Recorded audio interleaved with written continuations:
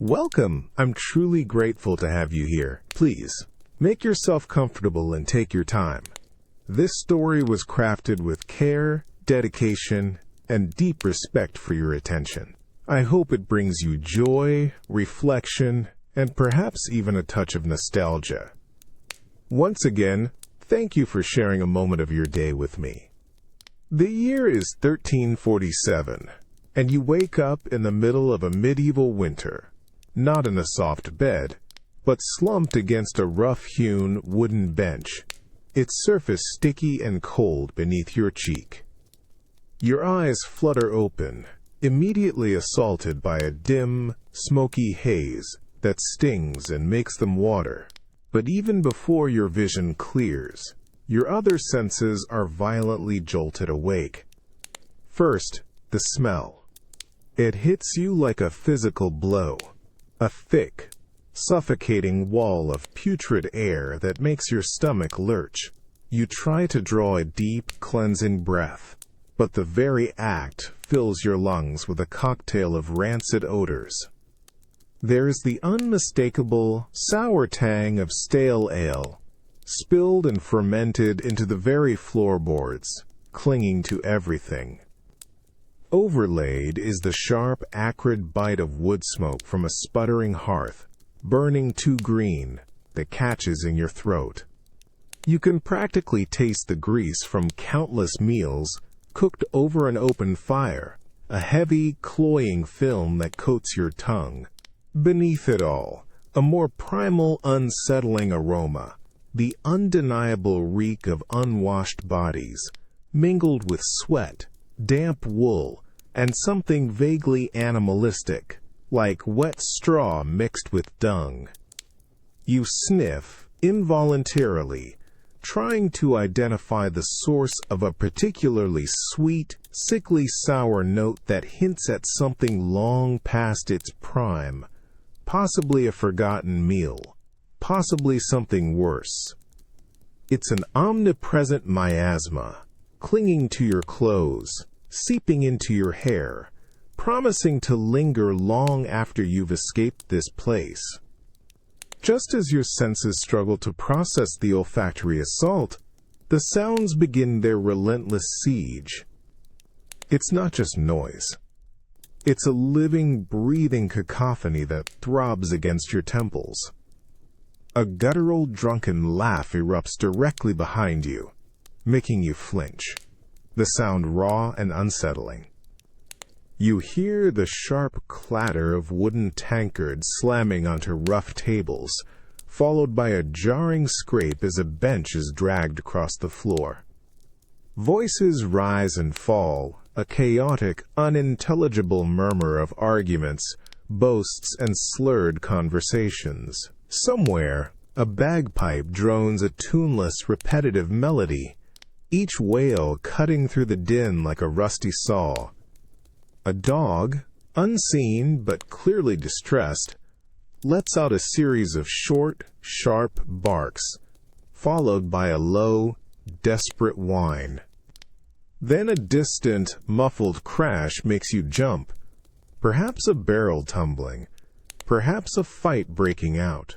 The very timbers of the building groan and creak under the weight of so many bodies, so much movement, vibrating through the bench and up your spine.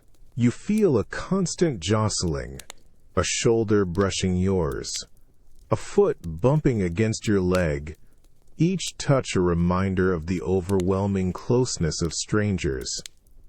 The sheer volume is deafening, making it impossible to focus your thoughts, transforming every individual sound into a relentless, oppressive roar. You rub your temples, trying to push back against the insistent clamor, yearning for a moment of silence that simply doesn't exist here. You look around, your eyes darting from face to face, seeing nothing but the same weary, raucous intensity reflected in every gaze. If this story resonates with you, please like and subscribe. I'm curious, where in the world are you listening from, and what time is it there? Share in the comments. We often filter our experiences, choosing what we allow to reach us. But sometimes, life demands that we face the world in all its raw, unfiltered intensity, a stark reminder of our own fragile place within it. You push off the sticky bench, a dull ache blooming in your lower back from the awkward sleep. Immediately, you're thrust into the dense, swirling current of bodies. The space between tables is not empty. It's a packed river of restless patrons, all seemingly in motion, or at least attempting to be. You try to take a step, but your foot lands on something soft and yielding, a discarded piece of food, perhaps, or worse, mud tracked in from the street. You quickly pull it back, a shiver running down your spine as you imagine the grime. Your eyes scan the room, desperate for a sliver of personal space, a small haven from the relentless press. Every table is a tableau of noisy, boisterous life. Figures hunch over wooden trenchers, tearing at chunks of dark bread and mystery meat. They lean in conspiratorially, their faces ruddy from drink and the flickering firelight, or they roar with laughter, slapping their companions on the back with hearty thuds. There's no vacant spot, no empty chair, not even a corner where you can simply stand unmolested. The very air seems to vibrate with their collective energy, making your own skin prickle. You decide to move, to navigate this human labyrinth. The air, thick with the lingering stench from before, feels even heavier now, trapped and warmed between countless bodies. You brace yourself, stepping forward. Almost instantly, you collide with a broad shoulder. The man barely acknowledges you, merely grunting and shifting his weight, forcing you to adjust your path with a jarring lurch. You try again, squeezing past a group of animated gamblers huddled around a scarred table, their hands darting to and fro, marking points with chalk. One of them throws you a fleeting, annoyed glare as you brush past, his eyes narrow and assessing, daring you to linger or interrupt their game. A hand, surprisingly firm and a bit damp, suddenly presses against your back, propelling you forward, urging you to keep moving. You turn your head slightly, catching a glimpse of a server burdened with a tray of sloshing tankards, her face set in a grim, determined line as she carved a path through the throng. You understand. Standing still is not an option. You are part of the flow, whether you want to be or not, carried along by the collective will of the room. You spot a small gap near the hearth, where the heat is almost unbearable but the crowd seems slightly less dense. You make for it, a silent, internal countdown ticking. One step, then another, a slight squeeze through a narrowing space, a gentle but firm push past a sprawling leg. You finally reach the edge, almost celebrating the small victory, only to have a new wave of patrons surge forward from another door, closing the gap instantly. You're pressed against the rough stone of the chimney, feeling its residual warmth, but also undeniably trapped, the fabric of your clothes scraping against the coarse surface. Your chest feels tight, not from exertion, but from the sheer absence of open space, a rising sense of claustrophobia. You shift, trying to find purchase, to breathe a little easier, but every direction is blocked by flesh and wood. The fight isn't just for a table, it's for any space to simply exist. You watch others, their faces grimly determined, employing their own subtle tactics. A strategic lean, a quick pivot, a sudden burst of movement, all to carve out their temporary territory. It's a constant, unspoken negotiation, a primal dance of assertion and yielding, where every inch is earned and immediately contested.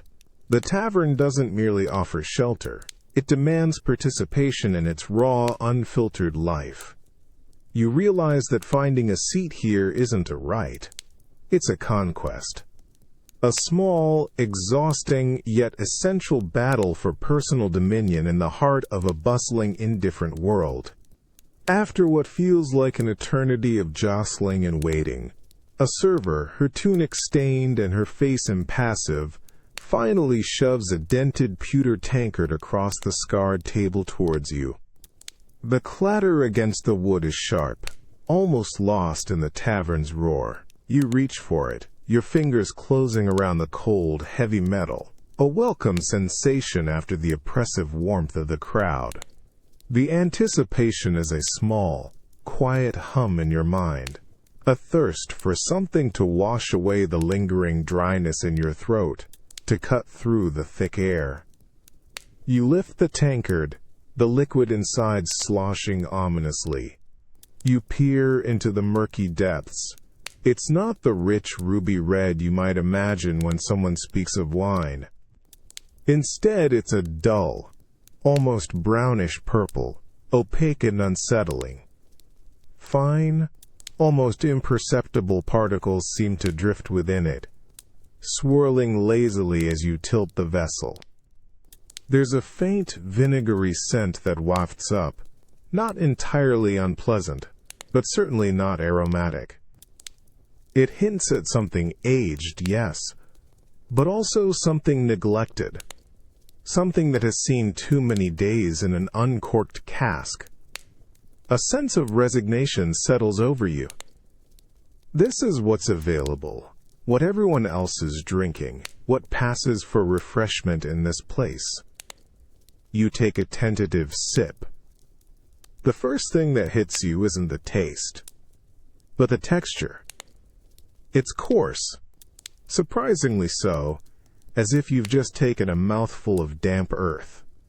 A fine, gritty residue coats your tongue, clinging to your teeth, making you instinctively clench your jaw. You swallow, and the grit scrapes slightly down your throat, a peculiar, unwelcome sensation that makes your stomach churn just a little. Then comes the flavor. It's a watery, weak echo of wine, sour and thin. There's a distinct tang of unripe fruit, an almost bitter note that lingers on your palate, devoid of any sweetness or richness. It's been diluted, of course, stretched thin, with what you can only hope is relatively clean water, dulling any potential complexity. You can taste the earth it came from, the rough wooden cask it fermented in, and perhaps a hint of the unclean pitcher it was poured from. It's not refreshing in the way pure water would be, nor intoxicating in the way strong spirits might be. It's simply sustenance, a vehicle for liquid, designed to be consumed rather than savored. You watch as others around you gulp down similar draughts, their faces betraying no particular disgust, only a kind of weary acceptance. Some even seem to find pleasure in it, their eyes glazing over slightly, their conversations growing louder, their movements more expansive. They don't seem to notice the grit, or perhaps they've simply grown accustomed to it. For them, this isn't a luxury, it's a necessity, often safer than the local well water, a small, affordable comfort. You take another sip, forcing yourself to ignore the texture, to focus on the faint, dull burn it leaves on its way down. It's not a burning from alcohol, but a slight irritation, a reminder of its raw, unrefined nature. You feel a strange kind of defiance, an internal push to finish what's offered. Your body, weary from travel, and the tavern's relentless assault, seems to crave any liquid, any warmth. You wonder about the journey of this drink, from trampled grapes to this murky tankard, a journey filled with compromise and dilution. It's a testament to ingenuity, perhaps, or desperation, that such a thing can be made palatable enough for widespread consumption. And as you raise the tankard once more, you realize that in this world cleanliness and purity are luxuries few can afford, even in a simple drink. The gritty wine, then, is not just a beverage. It's a reflection of the hard realities of life itself. The gritty residue of the wine still clings to your tongue, an unwelcome film, and your gut twists slightly with a lingering unease. You crave something clean, something cold and clear, a simple draught of water to truly quench the thirst that still prickles at the back of your throat. Your gaze drifts towards the grimy, leaded glass window, momentarily blurring the dim interior as your mind wanders outside. You picture the cobbled streets beyond, slick with mud and refuse, the open drains that carry untold filth, the communal wells where hands dip and buckets drop, stirring up whatever lies beneath. The thought alone makes your throat tighten, not from thirst, but from a sudden, visceral dread. Clean water in this world is a myth, a dangerous illusion. You know the stories, the whispered fears of the flux, the creeping sickness that can turn a healthy man into a husk in a matter of days. All from a single, ill-chosen drink. Every puddle, every stream that looks invitingly fresh, carries an unseen threat. The very air seems to carry warnings of the unseen perils that lurk in untreated water. Your body remembers the ache of thirst, but your mind screams a warning about the unseen terrors that can be carried in a clear, innocent-looking cup. You remember seeing children with sunken eyes, old men wasting away, their fate sealed by a moment of unguarded thirst. And so, you raise the tankard again, the same murky, gritty wine from before, but this time, it feels different in your hand. It's not a pleasure, no, but it's a shield. The fermentation, however rough, however diluted, offers a rudimentary protection, a barrier against the invisible enemies that infest the natural world. It's a calculated risk, trading a little unpleasantness for a measure of safety. A pragmatic choice in a world that offers few guarantees. You watch a woman at a nearby table, her face etched with worry, offer a small sip of her ale to a pale child, her eyes darting around as if seeking reassurance. It's a shared, silent understanding. This cloudy, bitter liquid is not just a drink, it's a decision for survival. You drink again, more deliberately this time. The sourness and the grit less offensive now that you understand its role.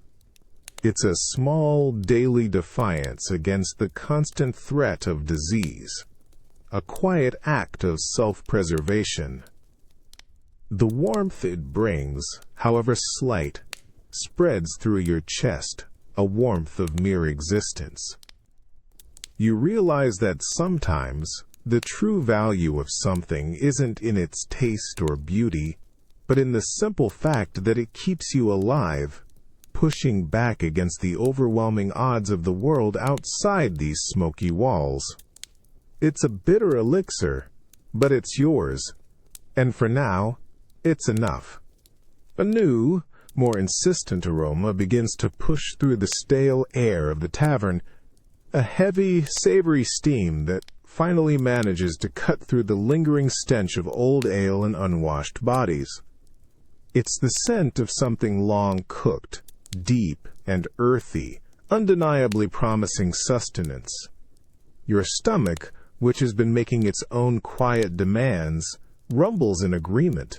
You turn your head, following the source, and your eyes fix on a massive iron cauldron, perpetually bubbling over a low, smoldering fire in a recessed nook of the hearth.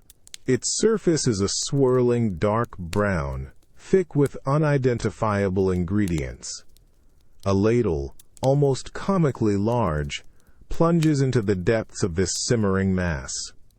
With a grunt, the cook, a burly figure whose face is perpetually slick with sweat, hoists a generous scoop. The thick liquid, laden with lumps and bits, slops onto a waiting wooden trencher. You see patrons eagerly lining up, their eyes fixed on the steaming bowl, a shared hunger evident in their tense postures.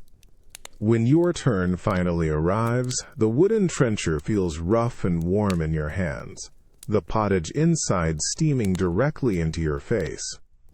The smell is stronger now, a complex mix of root vegetables, perhaps some tough greens, and an elusive hint of meat, all stewed together into a singular dense aroma.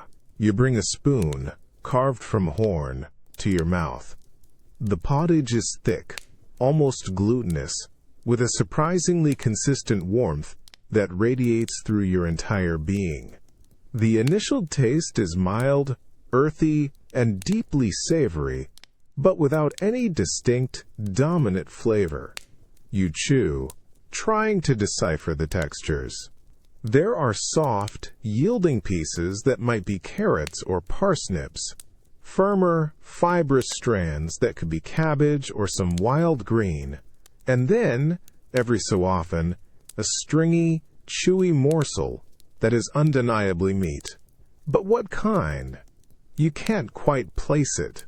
It's not beef, not pork as you know it. It's simply meat, a protein source, its origin lost to the endless bubbling of the pot. This is the mystery of the perpetual pottage. You've heard tales of these communal cauldrons, never truly emptied, only added to. Each day, new scraps, new vegetables, new bones are tossed in, slowly simmering into the existing broth, blending and transforming. You can almost feel the layers of history in each bite, the echoes of countless meals, countless days, all mingled together. A fresh-cut turnip from yesterday, a piece of game from last week, a handful of lentils from a month ago, all now part of this single evolving dish. It's a culinary tapestry, woven from scarcity and necessity, a testament to survival. You watch as others eat, some with a quiet, focused intensity, others loudly slurping, their faces smeared with the brown gruel. No one questions its contents. No one seems to care about the individual ingredients. It's food, it's warm, and it's filling.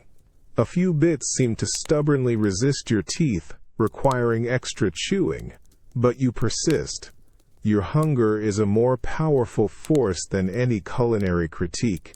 Each spoonful is heavy, satisfying, spreading a dull warmth in your gut. It's not a meal to delight the senses, but to quiet the gnawing emptiness, to provide the simple fuel needed to endure. You realize that this pottage is more than just food. It's a living history, a daily ritual of communal sustenance, a continuous chain of nourishment stretching back through time, its secrets forever bound to the iron pot. The pottage, thick and steaming, rests not in a glazed ceramic bowl, but directly upon a trencher of bread.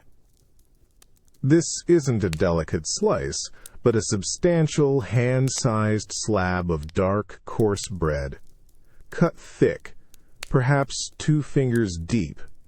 Its crust is an uneven, dark brown, almost black in places, indicating its long bake and probable age. As the cook ladles the hot pottage onto its surface, the steam curls upwards, and you notice the bread's edges are hard, unyielding, almost like wood. The surface, however, where the pottage pools in a slight, natural indentation, immediately begins to absorb the dark, savory liquid. You lift the trencher. It feels surprisingly heavy in your hands, solid and rustic, its rough texture, a stark contrast to any refined plate you might imagine. The warmth of the pottage quickly transfers, making the bread a comforting, edible hearth in your palms. As you hold it, you can feel the subtle dampness spreading through the top layer of the bread as it slowly, inexorably soaks up the broth. It's not a quick absorption, but a gradual saturation, turning the top crust from brittle to yielding. With your horn spoon, you scoop a mouthful of pottage. As you do, the spoon scrapes gently against the softened bread beneath, pulling up tiny soaked crumbs along with the stew. You eat, the earthy flavors of the pottage mingling with the subtle yeasty taste of the bread that has become part of the meal. Each spoonful is a little different, sometimes more pottage, sometimes a greater proportion of the softened bread, infused with the stew's essence. You press your thumb into the edge of the trencher, testing its firmness. It gives slightly now, no longer the unyielding barrier it was moments ago.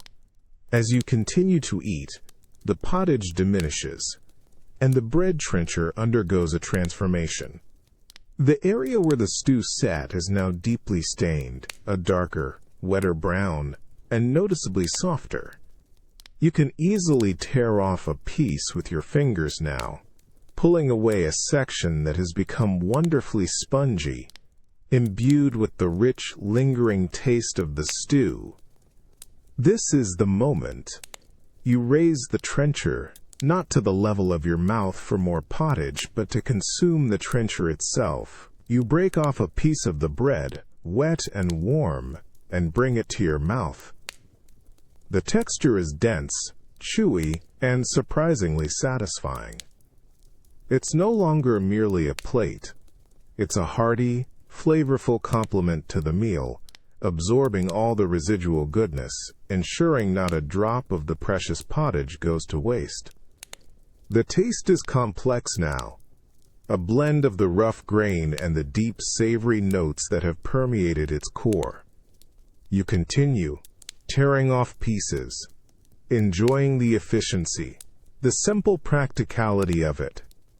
Every last crumb of sustenance is accounted for, every calorie utilized.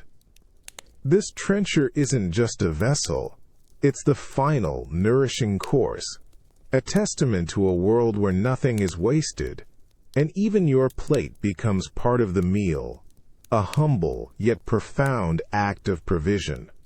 Even amidst the relentless thrum of the tavern, a new sound begins to weave its way through the cacophony, a thin, reedy melody that seems to defy the very air. It's a lute, plucked with a hesitant, almost fragile touch, each note struggling to make itself heard above the clatter and roar. Then, a voice, raw and gravelly, begins to sing.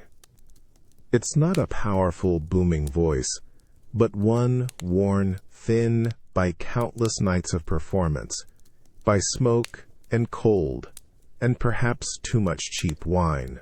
You can feel the effort in each strained note, a slight rasp at the edge of every word, like a rough cloth rubbing against stone.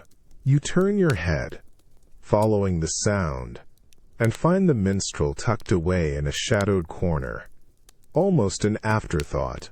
He's a gaunt figure, his face lined and shadowed, his eyes, even from this distance, seeming to hold a quiet, weary intensity.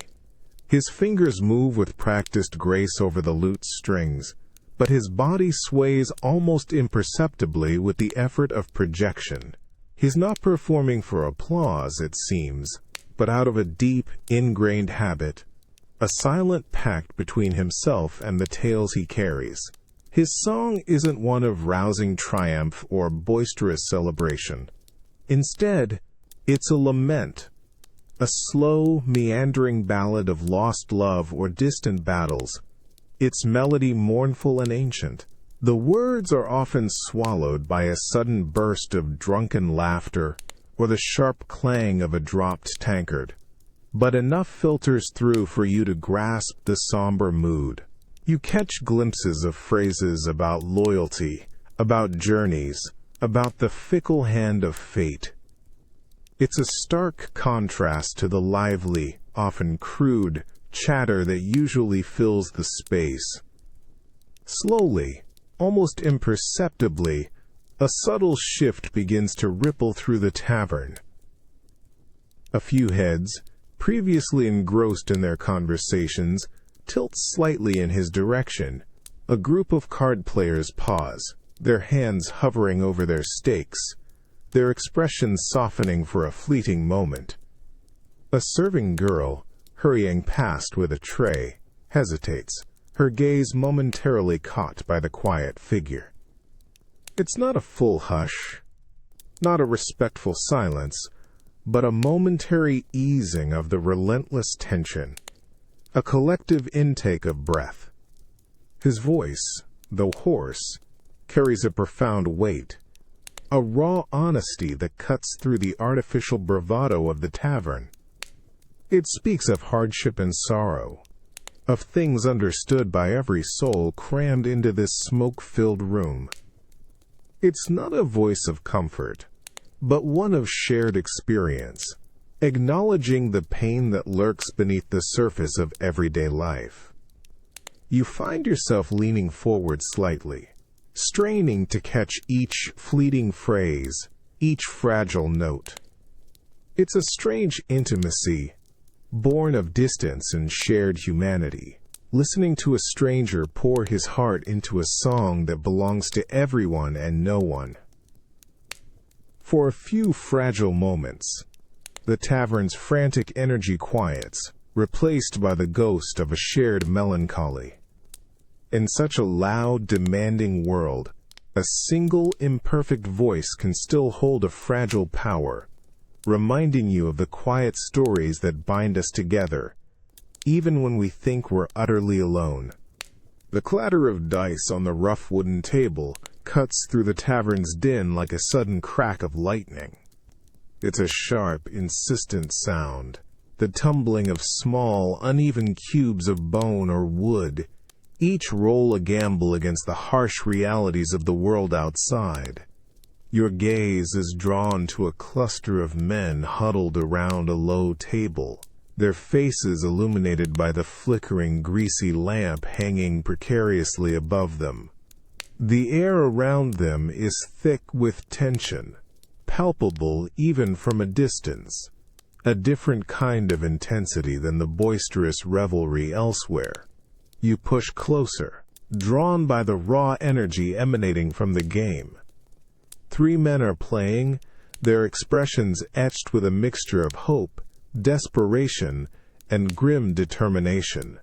Their hands, calloused and grimy, hover over the tabletop, sometimes clenching, sometimes smoothing over a small pile of copper coins or a worn leather pouch. You see the glint of a silver piece, a rare sight, amidst the humble stakes. Their eyes, bloodshot and sharp, dart from the dice to each other's faces, searching for any tell, any flicker of weakness or confidence.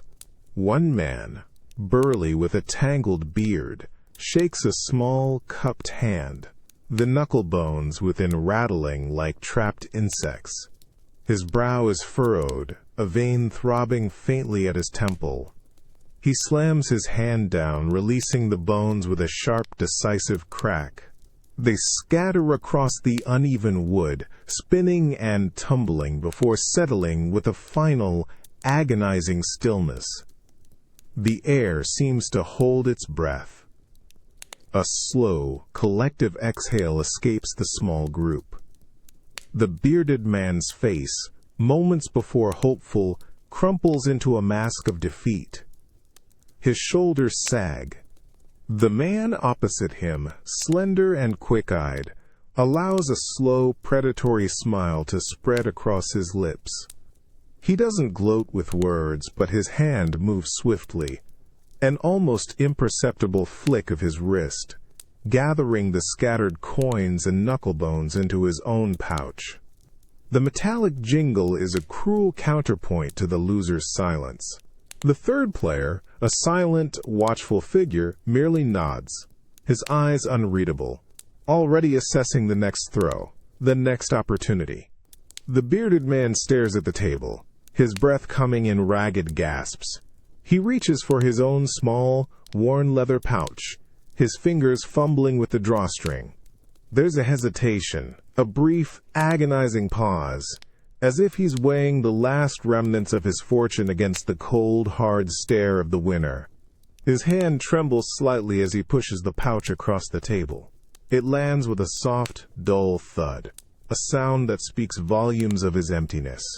His gaze meets the winner's, a flicker of something ancient and desperate in his eyes, but he finds no mercy, only the unyielding glint of victory. The winner simply scoops up the pouch without a word, a gesture devoid of emotion, a transaction completed. The defeated man pushes back from the table, his chair scraping loudly, the sound jarring in the sudden taut silence that has fallen over their small circle. He doesn't look back, just turns and shuffles away, disappearing into the swirling shadows of the tavern, leaving behind only the lingering scent of desperation and the stark reality of his loss. You feel a chill, a stark reminder of how quickly fortunes can turn, how thin the line between having and nothing can be, and how brutal silence can truly be in a world where survival hangs by a thread. The raucous laughter and boisterous shouts, which have been a constant companion in this tavern, seem to momentarily recede, replaced by a more insidious sound, the murmur of hushed voices.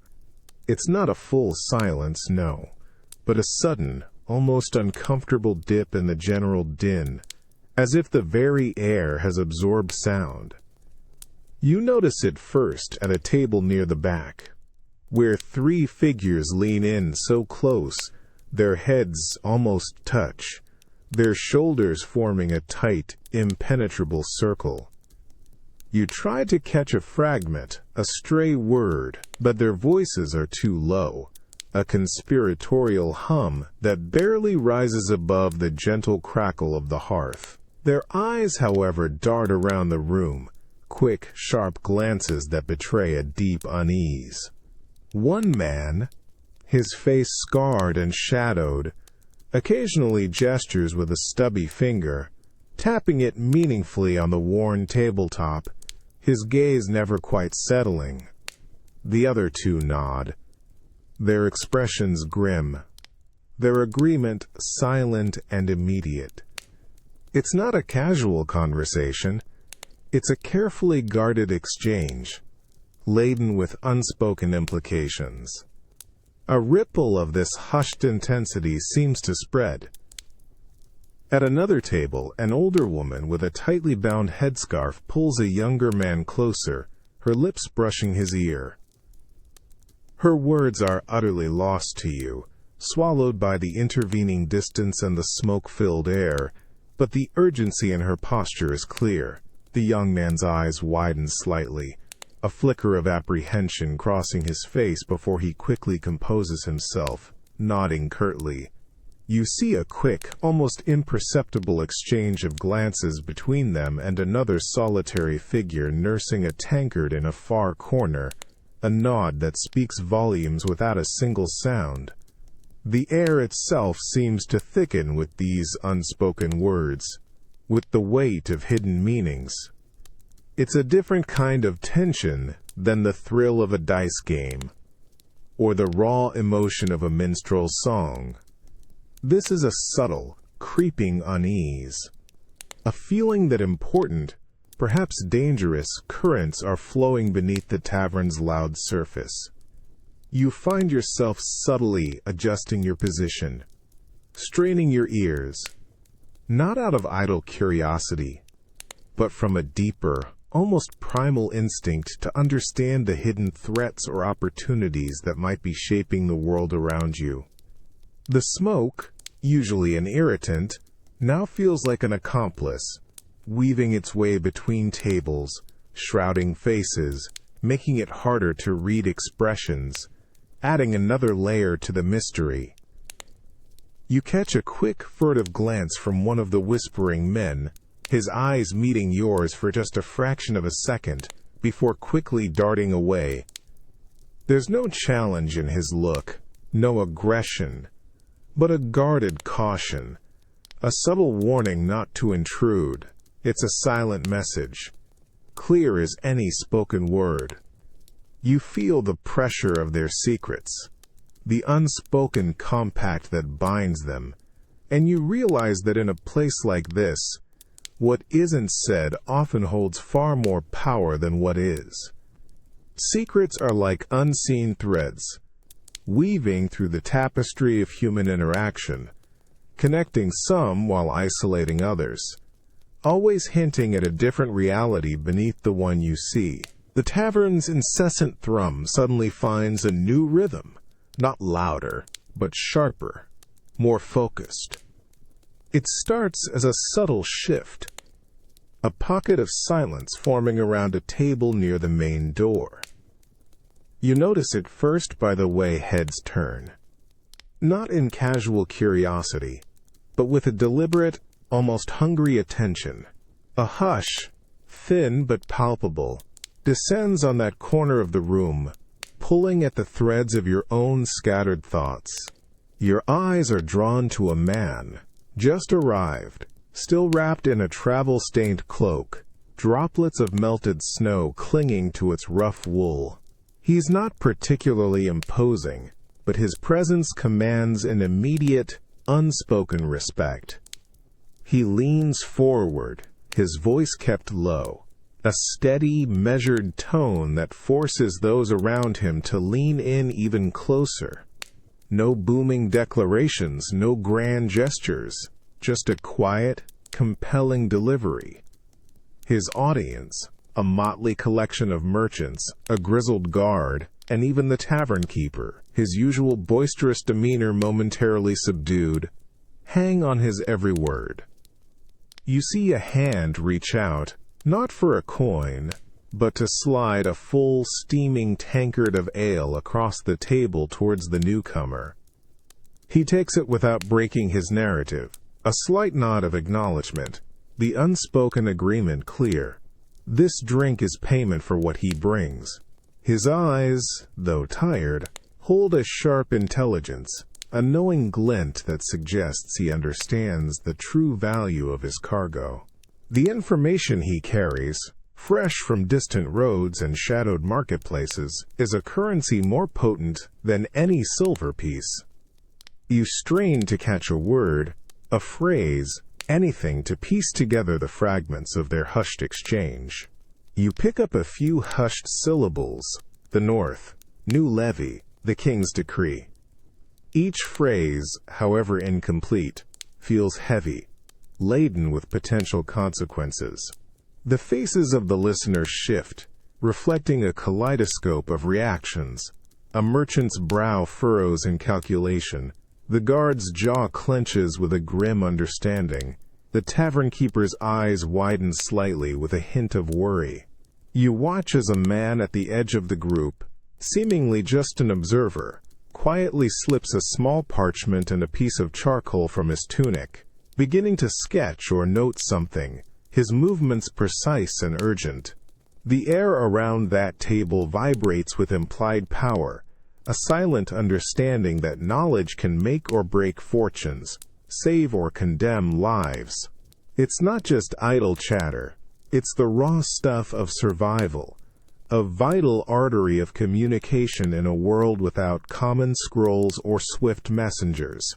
Each piece of news is dissected, weighed, its authenticity debated with subtle glances and knowing murmurs. You feel the collective anxiety, the desperate need to understand the shifting tides of the world beyond these walls. The traveler finishes his tale, takes a long draught of his ale, and for a moment the room seems to hold its breath, waiting for the ripple effect of his words to reach them all. The news, once spoken, disperses like smoke, but its essence lingers, shaping decisions, fueling fears, and forging new alliances in the heart of the tavern. In a world where shadows cling and uncertainty reigns, a fresh whisper of truth, however grim, is a beacon, charting the course through the unpredictable currents of existence. The cacophony of the tavern, A wild, living beast of sound that has been your constant companion for hours doesn't just fade away, it snaps. It's an abrupt, startling cessation, like a hand suddenly clamped over 100 shouting mouths choking off the very air. The raucous laughter dies in throats. The clatter of tankards freezes mid-air. The minstrel's mournful melody chokes off into a single, dissonant twang, his fingers hovering above the strings. A sudden, heavy silence descends, so profound it makes your ears ring. A deafening absence that feels far more oppressive and menacing than any noise. Every single person in the room seems to inhale sharply, then hold their breath, as if the very act of breathing too loudly could shatter this fragile, dangerous quiet. You feel a ripple of tension pass through the crowded room, a palpable wave of fear.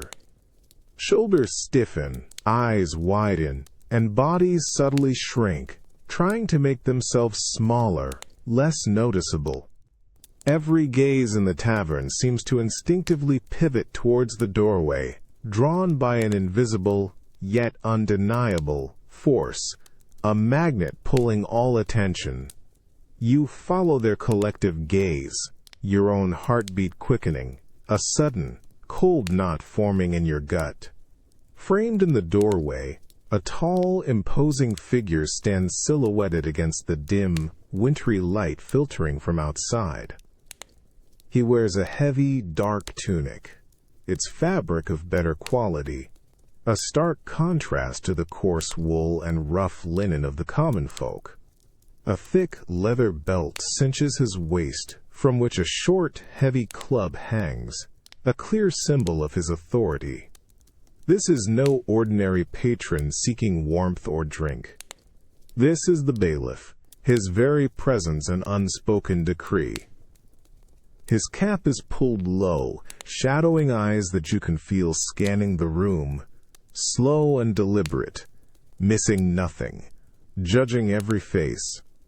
Beside him, two burly, rougher men, his personal guards, stand with hands resting on the hilts of their short swords, their faces impassive, almost bored, yet their hardened stances radiate an undeniable threat, a promise of swift, unquestioning enforcement. A wave of fear, cold and sharp, washes over the entire room. Conversations that were once boisterous and free-flowing are now replaced by furtive glances and barely whispered murmurs, so low they're swallowed by the overwhelming, unnatural silence.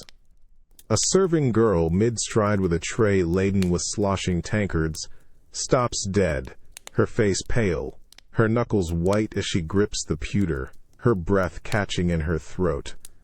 A group of gamblers quickly sweep their dice and coins from the table, their movements jerky, almost panicked, their previous animated banter instantly forgotten, replaced by a desperate need to appear innocent, unengaged. No one dares to meet the bailiff's gaze directly. Instead, eyes fix on the floorboards, on the bottoms of tankards, on stained tabletops, anywhere but on the source of this suffocating authority. You feel your own muscles tighten, a prickle of unease spreading across your skin, crawling up your neck. You instinctively lower your head, trying to appear inconspicuous, trying to merge with the smoky shadows, to become just another anonymous face in the suddenly hushed crowd. The smoke from the hearth, which moments ago seemed to swirl aimlessly, now feels like a watchful, judging presence, hanging heavy in the air, trapping the tension. The very smell of the tavern, once a familiar backdrop, now seems to accentuate the palpable tension. The sour ale, the damp earth, the unwashed bodies, all intensified by this sudden, unsettling quiet. The bailiff takes a single, slow, deliberate step into the room, his heavy boots thudding softly on the wooden floor, each sound amplified in the unnatural hush. It's a sound of absolute, unquestionable power. A stark reminder that in this world, some silences are far more potent and terrifying than any roar or clamor. The bailiff's eyes, cold and assessing, finally come to rest on a figure slumped in a far corner, a man whose face is hidden by the shadows and a greasy tangle of hair. There's a quiet nod from the bailiff to one of his guards, a gesture so subtle it might be missed by anyone not already held captive by the tense silence. The guard moves, his heavy boots making a soft crunching sound on the sawdust-covered floor, each step deliberate and unwavering, cutting a path through the frozen patrons. You watch, your breath held, as the guard reaches the slumped figure. Without a word, he extends a hand, not gently, but with a firm, almost violent grip, and hauls the man to his feet. The sudden movement is rough, nearly knocking the man off balance, revealing a face pale with fear, eyes wide and darting, like a cornered rabbit. His clothes are patched and dirty, his frame slight, a stark contrast to the imposing figure of the guard. The tavern keeper, his face a mask of practiced neutrality, still manages to wring his hands beneath the counter, a silent testimony to the established order. The bailiff speaks, his voice a low, resonant rumble that effortlessly cuts through the heavy air. No shouting, no theatrics, just a calm, unwavering authority that demands absolute attention. The words themselves are simple, direct. You owe the Lord. The time has come. The accusation hangs in the air, heavy and undeniable, understood by everyone present. It's a debt, perhaps of coin, perhaps of service, or perhaps some forgotten transgression that has finally caught up to its unfortunate owner. The accused man tries to speak, a faint, desperate croak escaping his lips, but the guard's grip tightens, a silent warning. His eyes, full of pleading, sweep across the faces of the other patrons, seeking a flicker of sympathy, an offer of aid, anything to break the icy indifference that now envelops the room. But he finds none. Each face, including your own, is carefully blank, eyes averted, a collective shield of self-preservation firmly in place. To intervene, even with a sympathetic glance, could invite the bailiff's unwanted attention, and no one here is willing to risk that. The unspoken rule is clear. This is not your fight. With another, almost imperceptible nod from the bailiff, the guard begins to pull the man towards the door. The accused offers no real resistance, only a series of small, pathetic tugs against the guard's powerful arm, a futile attempt to delay the inevitable. His feet drag through the sawdust and spilled ale, leaving a faint, disturbing trail on the floor, each scrape a tiny, desperate protest against his fate. He glances back one last time, a fleeting look of utter despair, before being propelled out into the chilling winter night. The heavy door creaks shut behind them, a final, definitive sound. For a few agonizing moments, the silence lingers, thick and suffocating, before, slowly, hesitantly, the tavern begins to stir. A cough breaks the spell. A chair scrapes. A voice, initially timid, rises into a murmur. The minstrel, with a visible shake of his head, slowly resumes his tune, but the melancholy in his notes seems deeper, more profound. The fear, though receding, leaves a chilling residue, a potent reminder that even within these seemingly free walls, the long arm of the law can reach in, snatching individuals away, serving its own harsh, swift justice on a floor stained with the everyday grime of human life. In this world, the difference between a free man and a captive can be as simple as an unpaid debt, and the only true escape is often a matter of distance, not innocence. Just as the tavern's familiar drone was settling back into its chaotic rhythm after the bailiff's departure, a new sound cuts through the smoke and din, distinct and jarring. It's not a shout, not a laugh, nor the low hum of conversation you've grown accustomed to. Instead, it's a flurry of sharp, rapid syllables, spoken with an unfamiliar cadence, punctuated by sudden, guttural stops and fluid, rolling sounds you can't quite place. It's a foreign tongue, alien to your ears, instantly setting itself apart from the common speech that fills the room. You turn your head, drawn by the stark contrast of this new sound. In a small, relatively quiet alcove near the back, two men sit huddled together over a single tankard, their faces etched with serious intent. Their clothes are different, too, richer fabrics perhaps, but of a cut and style you don't recognize, suggesting they've traveled from distant lands. Their features are sharper, their movements quicker, more decisive than many of the locals. Their eyes, dark and piercing, frequently dart around the room, not in fear, but with a wary, calculating assessment of their surroundings.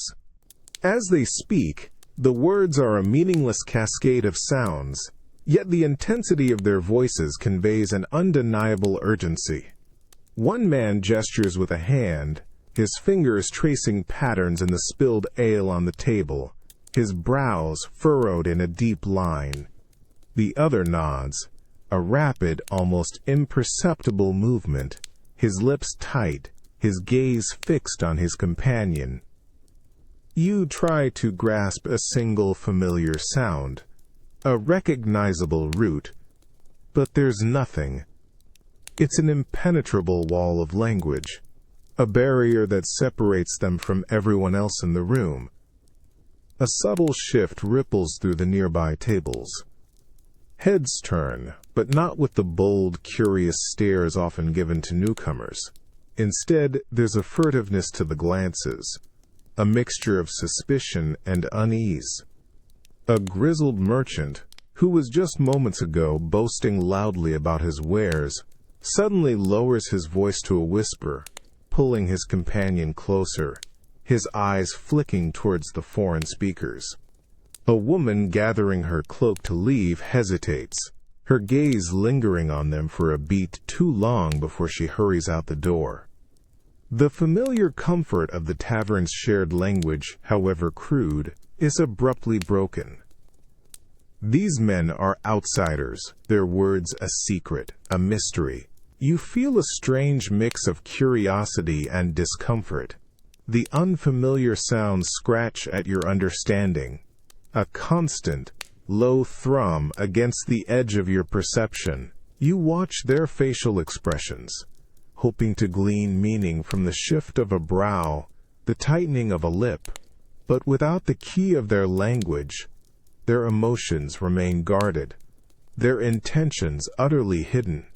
The very air around them seems to hum with unspoken significance, carrying implications you cannot decipher.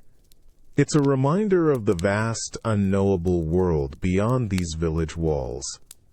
A world that occasionally brushes up against your own, bringing with it both wonder and a faint chilling sense of apprehension. You wonder what stories, what dangers, what opportunities these unfamiliar words conceal. The foreign tongue is not just sound. It's a living mystery. Right here, in the heart of the tavern, the unfamiliar sounds from the alcove persist, a continuous stream of sharp, guttural words that wash over the tavern's restored din. But now, something has fundamentally changed. The initial flicker of curiosity you felt, and observed in others, has solidified into a focused, almost predatory attention. The foreign-speaking men are no longer just an anomaly. They are a spectacle, yes, but one teetering on the edge of becoming a target. Your gaze, along with many others, is drawn back to the two strangers. They continue their intense, hushed conversation, their faces still etched with a seriousness that seems out of place amidst the general revelry. Perhaps they sense the shift in the room's energy, or perhaps they simply ignore it.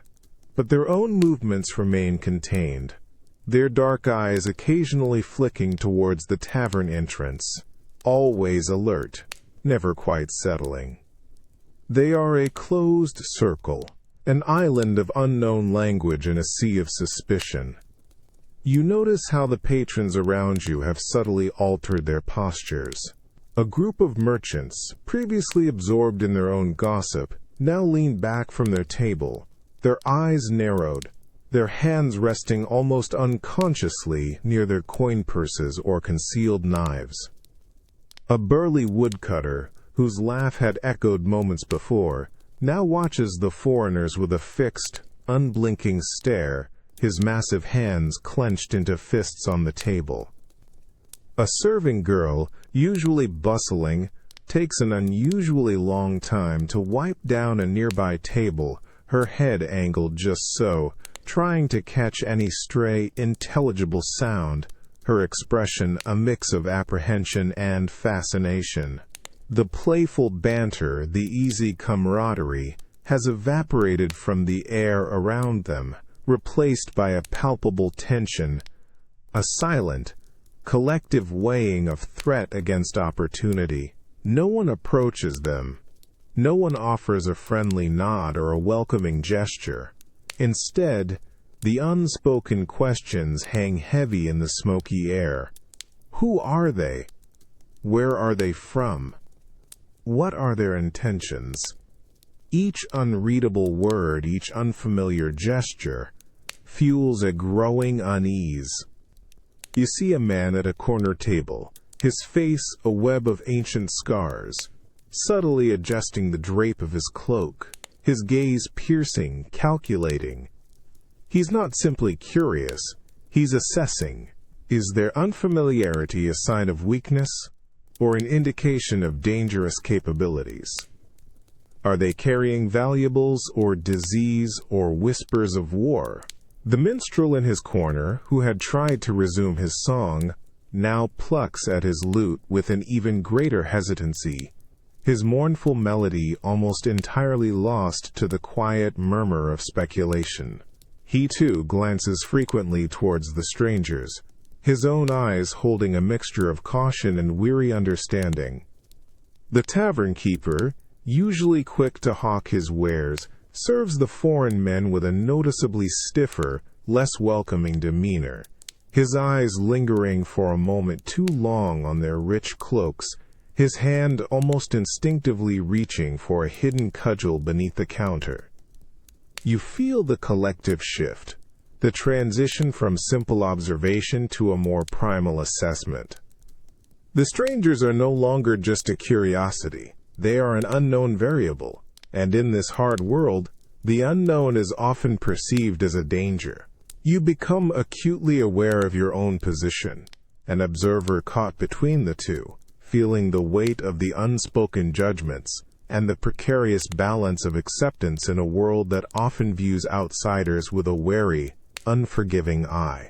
Being a stranger in such a place means your every move is scrutinized, your every silence interpreted, your very existence a question mark that the locals are eager, and perhaps ready, to answer for themselves. You've seen the patrons come and go, heard the tales, tasted the bitter wine, but one figure remains a constant, an immovable force at the heart of this swirling chaos, the alewife. She stands behind the worn, greasy counter, a pivot point around which the entire tavern seems to revolve. Her hands, you notice, are never still. They are a blur of motion, strong and capable, perpetually busy. You watch as her left hand expertly grasps a dented pewter tankard, lifting it from a rack of countless others. Without hesitation, her right hand plunges a wooden spigot into a heavy, dark-stained barrel behind the counter. The gurgle of ale filling the metal vessel is a familiar, comforting sound, a liquid heartbeat to the tavern's pulse. She doesn't even glance at the tankard as it fills. Her eyes, sharp and intelligent, are already scanning the room, assessing who needs another, who is about to cause trouble, whose coin purse is growing light. Her fingers, thick and calloused, seem to know the weight of a full tankard instinctively. With a practiced flick of the wrist, the spigot is closed, and the tankard, its surface already cool and damp, is slammed onto the counter with a satisfying thud. Her hand then darts out, deftly collecting a few copper coins from a waiting hand, her fingers counting them with a swiftness that suggests years of practice, an almost unconscious transaction. There's no idle chatter, no lingering pleasantries, just the efficient exchange of goods for coin. Her movements are economical, every gesture serving a purpose, cutting through the dense air with unwavering resolve. Her hands move on. They sweep away spilled ale with a rough cloth, leaving a glistening, if brief, streak on the scarred wood. They heave a heavy sack of fresh kindling closer to the hearth, the effort visible in the subtle flex of her forearms.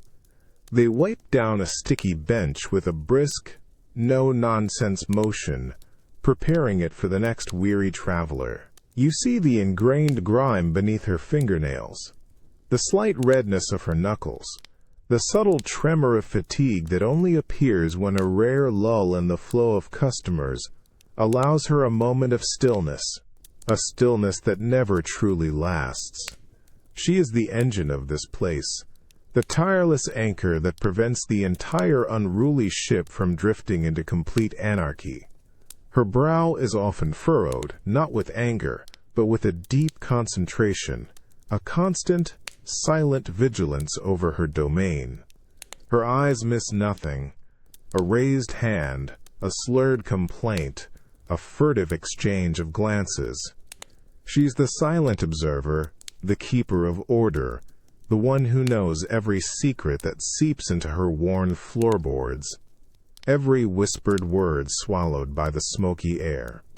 Her hands are not just serving, they are holding the tavern together, one tireless movement after another, a testament to the raw, unyielding strength required to simply exist in this demanding world. The sharp, rhythmic clatter of pewter tankards on a worn wooden tray announces her approach even before you see her. It's the serving witch, a young woman whose presence is as much a part of the tavern's fabric as the smoke and ale. She moves through the dense thicket of bodies with a grace born not of leisure, but of necessity, her feet seemingly knowing every uneven floorboard, every sudden lurch of a drunken patron. She balances the heavy tray high, a precarious tower of sloshing drinks, navigating the narrow spaces with an almost impossible precision. You watch her, caught by the sheer effort of her existence in this place. Her eyes, though often downcast, possess a remarkable quickness, darting from face to face, reading intentions before words are even formed. There's a perpetual film of sweat on her brow, and stray wisps of hair escape from beneath her simple coif, clinging to her temples. Her dress, a coarse linen, is stained, patched, and worn thin, clinging to her frame as she twists and turns. She reaches a table, deftly lowering the tray with a soft thump. As she distributes the tankards, her movements are swift and economical, avoiding any lingering touch. A burly man with a leering grin reaches out, his hand making a deliberate move towards her arm. Without breaking rhythm, she shifts her weight, allowing the tray to become a momentary shield, her body subtly turning away. Her smile, when she offers it, is a brief, practiced flash, polite but distant, never quite reaching her tired eyes, a mask she wears for protection, a barrier against unwanted familiarity. Her eyes meet yours for a fleeting moment, a shared understanding of observation passing between you, before she moves on, her expression immediately settling back into its guarded neutrality. You notice how she carries herself, her shoulders held slightly back, her chin just a fraction too high. It's a subtle defiance, a constant assertion of her own space in a world that constantly tries to invade it. She responds to shouted orders with a quick nod, her gaze never quite meeting the eyes of the louder, more demanding patrons, a way of acknowledging their command without truly submitting. Her hands, though quick to serve, are also quick to withdraw, her fingers brushing against no one for longer than strictly necessary. She takes an empty tankard from a rough hand, her fingers barely grazing his. As she turns away, you see her give a quick, almost imperceptible shake of her head, a silent acknowledgement of the unending cycle of demand and discomfort that is her daily life. It's a constant dance, a delicate balance between fulfilling her duties and maintaining her personal boundaries, between the need to serve and the necessity to survive. Each journey through the crowded room is a negotiation, each interaction a calculated risk, all played out under the indifferent gaze of the tavern's smoky lamps. Her exhaustion is palpable, a thin veneer over her resilience, making her presence a stark reminder of the relentless grind of everyday life for those who serve in a world that takes more than it gives. Amidst the renewed clatter and drone of the tavern, a new, insidious sound begins to weave its way into the background. Subtle at first, then growing more insistent. It's a cough, not a sharp, sudden bark, but a deep, rattling expulsion of air that seems to shake a man from his very core. You hear it again, a wet, rasping sound that feels like sandpaper scraping against a dry throat, followed by a wheezing intake of breath, a struggle for air that you can almost feel in your own chest. It's the sound of illness, a persistent, unsettling punctuation mark in the tavern's otherwise boisterous symphony. You instinctively turn your head, following the sound to a shadowed corner near a sputtering lamp. There, hunched over a half-empty tankard, sits a man, his frame thin and his shoulders stooped. His face, when a flicker of light catches it, is pale and drawn, his eyes sunken into dark hollows. A threadbare cloak is wrapped tightly around him, as if he's perpetually chilled, even in the warmth of the hearth. He winces after each spasm, pressing a bony hand to his chest, his breath coming in short, shallow gasps. The persistent rattle echoes in the quiet moments between conversations, a constant, low thrum of discomfort that slowly begins to fray the edges of the room's conviviality. You notice a subtle shift in the behavior of those around him. A group of men who were once seated near his table have now, almost imperceptibly, shifted their benches further away, creating a small, empty cordon around him. Their conversations, once loud and careless, have dropped to hushed tones when they glance in his direction, their eyes flicking away quickly, as if afraid to make eye contact, to acknowledge the unwelcome presence of sickness. A woman, her face wrinkled with worry, pulls her young child closer to her side, her hand resting protectively on the child's head, her gaze lingering on the coughing man for a beat too long before she hurries out the door. The air around him seems to thicken, not just with smoke, but with a palpable sense of unease, a silent dread that hangs heavy, almost tangible. You find yourself doing the same, a quiet, almost unconscious movement to put a little more space between yourself and that corner. A tightening sensation blossoms in your own chest, a phantom itch in your throat. You take a sip of your gritty wine, but it does little to soothe the sudden dryness that has appeared. Your eyes keep returning to him, drawn by a morbid fascination, a quiet fear. Is it just a common chill, you wonder? A persistent cough that will pass with time? Or is it something deeper, something more insidious, a harbinger of the dread that sweeps through villages, a plague that begins with a single, innocent-sounding cough? Each subsequent cough, now that you are attuned to it, seems louder, more pronounced, cutting through the background noise with unsettling clarity. It's a raw, visceral sound of vulnerability, a reminder of the fragile line between health and illness, between life and something far darker. The man himself seems oblivious to the subtle ostracization, too lost in his own struggle for breath. He only wants to be left alone, to find a moment of peace, but his body betrays him, broadcasting his ailment to a room full of wary strangers. His persistent rattle is not merely a noise. It is a profound, unsettling presence, a whisper of mortality that hangs heavy in the smoky, crowded air, making sleep, and even simple comfort, seem a distant, precarious luxury. The persistent rattling cough from the corner man is no longer just a background noise. It's a silent alarm, a chilling whisper carried on the very air you breathe. You feel the subtle shift in the tavern, a collective, unspoken anxiety growing heavier with each rasping exhalation. No one overtly acknowledges it.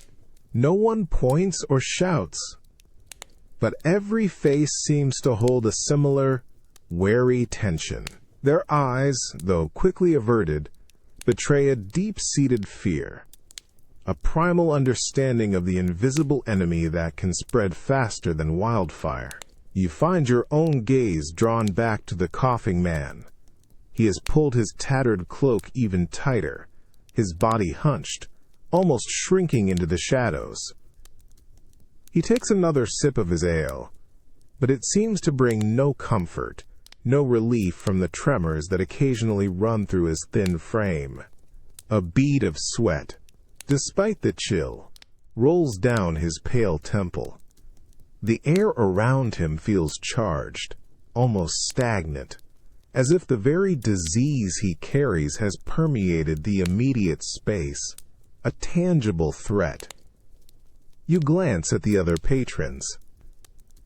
A woman, her face pinched with concern, quickly makes the sign of the cross over her chest, her lips moving in a silent prayer.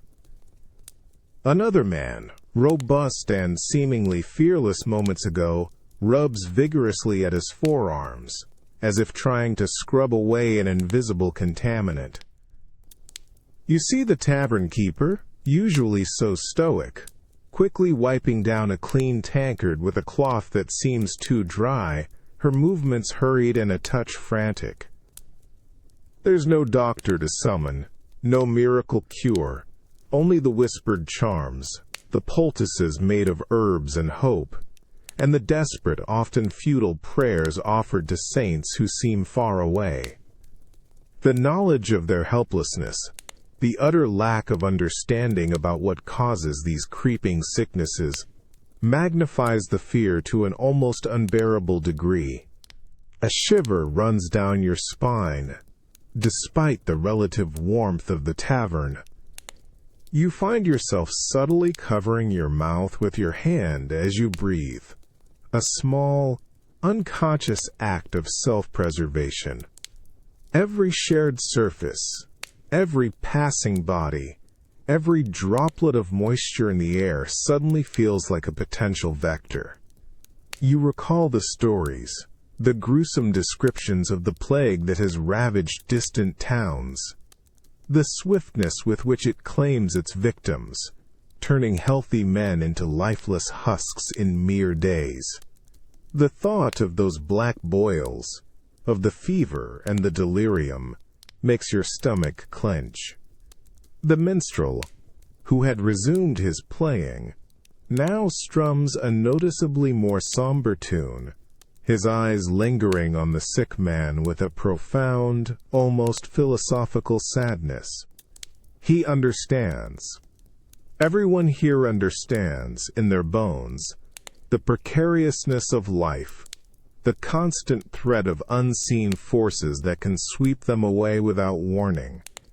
The persistent cough in this context is not just a symptom, it's a memento mori, a stark reminder of their own mortality, a chilling echo of the inevitable. The fear of contagion is a silent, omnipresent guest in this tavern, mingling with the smoke and the ale, tainting the very air, turning a common gathering place into a crucible of unspoken dread.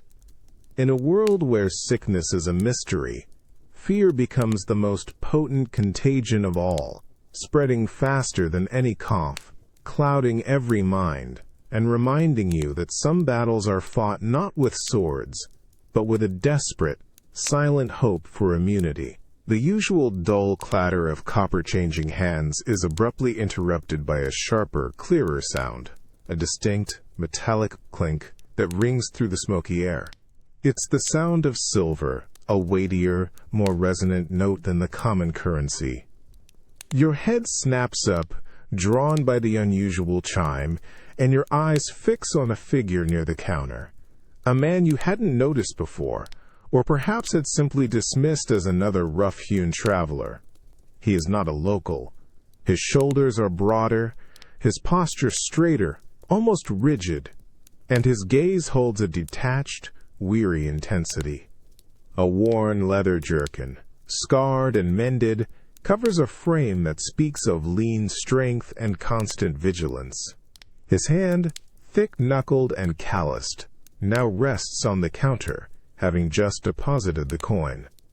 It's a clean, gleaming silver piece, catching the dim lamplight and reflecting it back with an almost unnatural brightness against the grimy wood.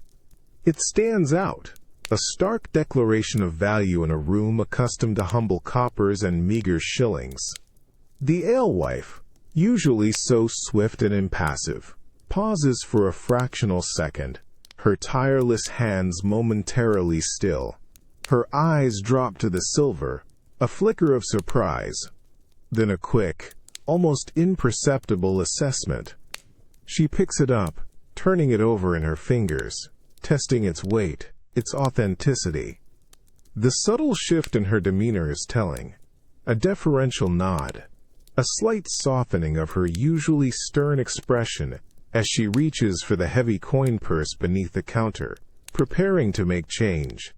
This coin speaks of a different world, a world where such a sum is earned not through quiet toil in the fields, but through risk, through skill, through the brutal exchange of service for true wealth. The mercenary, for that is clearly what he is, doesn't boast, doesn't even meet her gaze. His eyes sweep the room with a practiced, almost cold efficiency, missing nothing. He's observing, always observing, the way a predator watches its environment. The hilt of a worn but undoubtedly sharp dagger peeks from beneath his jerkin, a silent companion to his silver. Other patrons, too, have noticed. Their conversations dip, their eyes furtively dart towards the gleaming coin, then back to the man, a mix of curiosity, envy, and a healthy dose of fear in their gazes. A quick glance between two merchants hints at speculation, a weighing of possibilities, a silent question of what services such a man might offer, or what dangers he might represent. When the alewife finally returns the change, a smaller pile of coppers, the mercenary merely nods, a curt, economical gesture. He scoops up his lesser coins without a second glance, his focus already elsewhere. He takes his tankard of ale, raises it to his lips, and drinks with a steady, unhurried ease that belies the sudden ripple of tension his presence and his silver has created. The clink of his coin was more than just money. It was a declaration, A silent challenge, a promise of a life lived on the edge, where fortunes are forged in steel and blood, and every transaction carries a hidden weight. It's a reminder that wealth, in this world, often comes with a sharp, dangerous edge. The dull murmur of the tavern begins to shift once more, coalescing into a more focused hum near the counter where the mercenary still nurses his drink. Your eyes, drawn by the subtle redirection of attention, follow the gaze of other patrons. Two figures, previously seated discreetly in a darker corner, now detach themselves from the shadows and begin to move towards him. They are not as rough-hewn as the common folk, their tunics slightly cleaner, their bearing a touch more refined. Yet there's a hardness in their eyes, a grim purpose in their measured steps. They approach the mercenary's small table, not directly, but with a slight, almost deferential pause. One of them, a man with a neatly trimmed beard and sharp, intelligent eyes, offers a brief, almost imperceptible nod. The mercenary, without moving his head, acknowledges them with a sidelong glance, his hand resting casually but alertly on the hilt of his concealed dagger. No words are exchanged, but the air around them crackles with unspoken communication, a silent negotiation playing out before your eyes. The bearded man then produces a small, heavy leather pouch from within his cloak. It's not merely offered. It's placed on the table with a soft yet significant thud, sliding just a few inches towards the mercenary. The metallic clink of coins within the pouch, muffled as it is, still carries a resonant weight. The mercenary's eyes drop to the pouch, then lift slowly to meet the bearded man's gaze. A long, assessing stare that seems to weigh not just the coin, but the very soul of the man before him. There's a flicker of understanding and agreement passing between them that transcends spoken language. He doesn't touch the pouch. Instead, with a curt, decisive gesture of his chin, he signals towards the alewife. She, ever vigilant, has already anticipated the need, moving towards them with 3 fresh tankards on her tray. The clatter as she places them on the table is the loudest sound in their immediate vicinity, momentarily breaking the intense silence of their interaction. The bearded man nods again, this time to the alewife, and without a word, another silver coin, perhaps heavier than the last, lands on the counter. The payment is made, the transaction completed, the terms of a new endeavor implicitly sealed. The 3 men lift their tankards. The mercenary watches the other 2 intently, his gaze unwavering, as they each take a deep draught of the murky ale. Only then, with a slow, deliberate movement, does he raise his own tankard, bringing it to his lips, his eyes still assessing, still calculating. He drinks, the action itself a binding ritual. There's no toast, no ceremonial words, just the shared act of consumption, an ancient covenant in liquid form. The simple act speaks volumes. The deal is struck, the trust, however fragile, is established. As the tankards are lowered, the atmosphere around their table has solidified. The 3 men are now a unit, their individual intentions woven into a common purpose. The bearded man gestures subtly towards the tavern's doorway, a silent command. The mercenary, without a single spoken word, pushes back his bench. He rises, his movements fluid and efficient, his eyes still sweeping the room, no longer just observing, but perhaps already seeing the world through the lens of a new, unspoken contract. The quiet understanding, the shared drink, has forged a bond more binding than any parchment or seal. The tavern's endless roar, a familiar comfort of chaos, is brutally, instantly shattered. It's not a crash, not a shout, but a single, sickening crack that whips through the air. the sharp, unmistakable sound of wood splintering against bone. Your head snaps around, an involuntary reflex, your blood running cold in your veins.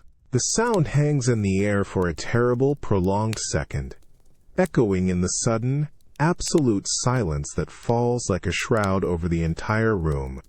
Every single conversation chokes off. Tankards freeze mid-air. Even the distant, persistent cough of the sick man falls silent. Your eyes dart to the source, to a clearing that has miraculously formed in the crowded space. A heavy, three-legged stool, its rough-hewn seat now a jagged mess of broken timber, lies scattered on the sawdust-covered floor. And beside it, crumpled like a discarded sack of grain, is a man. He lies still, terrifyingly still, his head at an awkward angle, a dark, spreading stain blooming rapidly on the side of his tunic. A low, guttural groan, barely audible, escapes his lips, a raw sound of pain that cuts through the oppressive quiet. Standing over him, chest-heaving, is a hulking brute of a man, his face a mask of primal fury, contorted in red. His eyes are wide, bloodshot, fixed on the fallen figure with a simmering rage that hasn't yet dissipated. One of his hands still clenches, a white-knuckled fist, his knuckles scraped raw, a clear sign of the force just unleashed. He breathes heavily, each gasp a harsh rasp in the heavy silence, as if he himself is shocked by the sudden, violent act. His gaze sweeps across the stunned faces of the patrons, a silent challenge in his wild eyes, daring anyone to intervene, daring anyone to even breathe too loudly. No one moves. Not a single soul dares to step forward. The tavern keeper, usually so bold, stands frozen behind her counter, her face pale, her hands clasped tightly together, her eyes wide with a mixture of fear and grim resignation. The serving wench, who moments ago was deftly navigating the crowd, is now pressed against a wall, her tray clutched to her chest, her own eyes wide with shock. Every face in the room is a tableau of terror, a collective realization of how quickly peace can be shattered, how easily life can be irrevocably altered by a moment of unchecked rage. You feel a cold knot of dread tighten in your stomach, your own breath catching in your throat. Your hands instinctively clench into fists, your muscles tensing, ready to react, but held back by the sheer, paralyzing shock of the unexpected brutality. The air is thick with the metallic tang of fear, mixing with the stale ale and smoke, a heavy, suffocating blanket that presses down on everyone. The only sound now is the shallow, ragged breathing of the aggressor and the almost inaudible moans from the man on the floor. The minstrel, forgotten in his corner, slowly lowers his lute, his face etched with a profound, weary sadness, as if this is a story he has witnessed countless times before. The rowdy comfort of the tavern is gone, replaced by a stark, unsettling reality. The world has tilted on its axis, and for a long, agonizing moment, the only truth is the splintered wood, the spreading stain, and the raw, dangerous silence that follows such sudden, brutal violence. You realize that in this hard age, the thin veneer of civility can shatter in an instant, leaving only the primal truth of tooth and claw, a stark reminder of the fragile peace within these walls. The terrible, echoing crack of splintering wood against bone fades, swallowed almost immediately by an unsettling silence. For a few agonizing breaths, the entire tavern remains frozen, a tableau of shock and fear. But then, a subtle, almost imperceptible shift begins. The hulking brute, his chest still heaving, glances down at the crumpled figure on the sawdust-strewn floor, a flicker of something unreadable in his bloodshot eyes. He says nothing, doesn't boast, doesn't flee. Instead, he simply turns, pushing past the stunned patrons with a heavy shoulder, and makes his way towards the door, his boots crunching loudly in the sudden quiet. No one tries to stop him. No one even meets his gaze.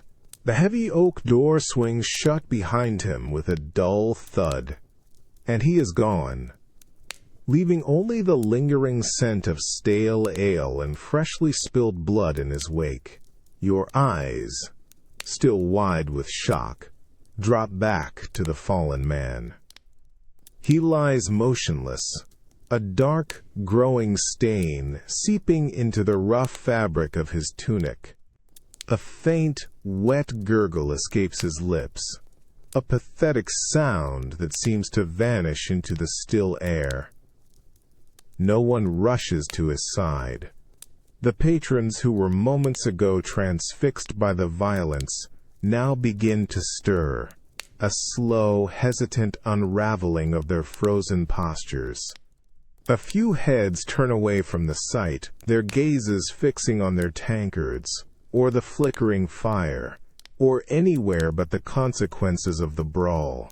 It's as if, with the brute's departure, the incident has already been officially closed, a chapter ended, a problem that is no longer their immediate concern. The tavern keeper, her face still pale, finally moves. She doesn't approach the injured man directly. Instead, her hands, usually so efficient, now move with a stiff, almost reluctant precision. She gestures to the serving wench, a quick, terse motion of her chin towards the prone figure.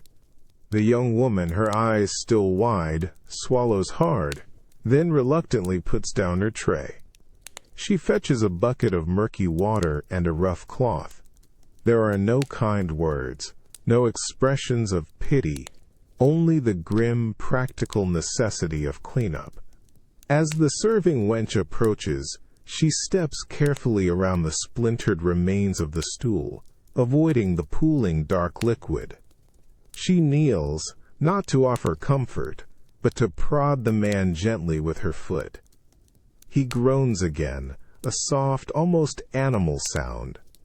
With the help of a silent, burly man who seems to materialize from the shadows, the injured patron is half lifted, half dragged towards a narrow, dark alcove in the back, behind the barrels. His head lolls, his feet trailing limply through the sawdust, leaving a smeared trail. The removal is efficient, unceremonious, a simple clearing of the stage for the next act. The familiar hum of the tavern slowly, almost imperceptibly, begins to return. Conversations, once choked off, now resume in hushed, then gradually louder, tones. The clatter of a dropped tankard, once jarring, is now a welcome sign of normalcy returning. The minstrel, with a sigh that seems to carry the weight of the world, plucks a few more mournful notes, then transitions into a more lively, if still somewhat hesitant, tune. You watch as a server sweeps a fresh layer of sawdust over the dark stain on the floor, erasing the most obvious evidence of the brawl. The air still holds a lingering tension, a faint tremor beneath the surface, but the collective will to forget, to simply carry on, is stronger. The incident is absorbed, processed, and discarded. Merely another common occurrence in a place where such brutal moments are an accepted part of the tapestry of daily life.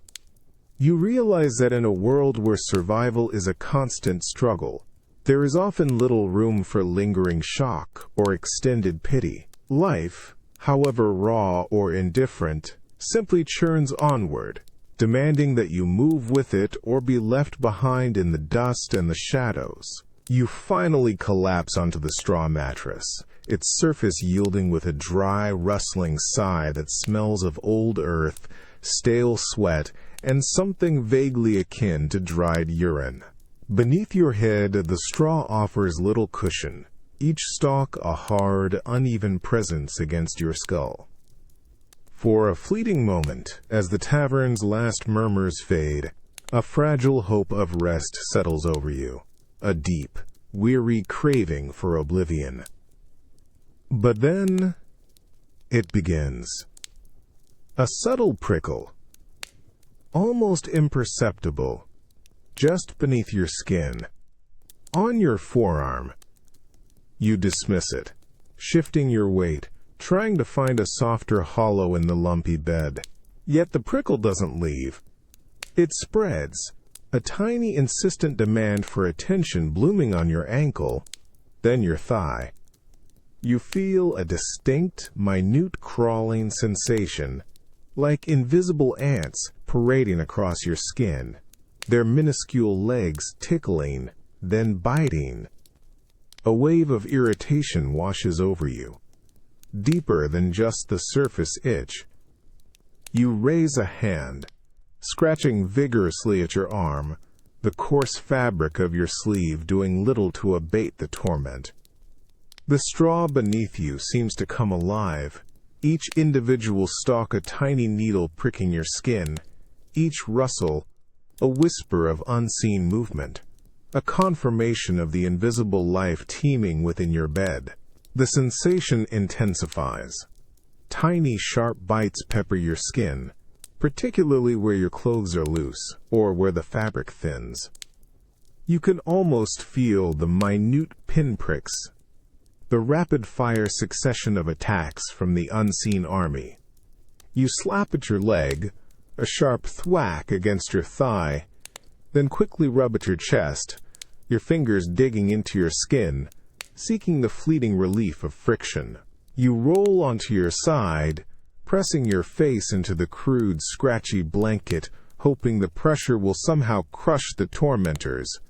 But they are everywhere, clinging to your clothes, burrowing into the straw, an inescapable siege against your already weary body. The air itself feels thick with their presence, heavy with the dust of old straw and the lingering, unpleasant odor of unwashed bodies sharing this very room, this very misery.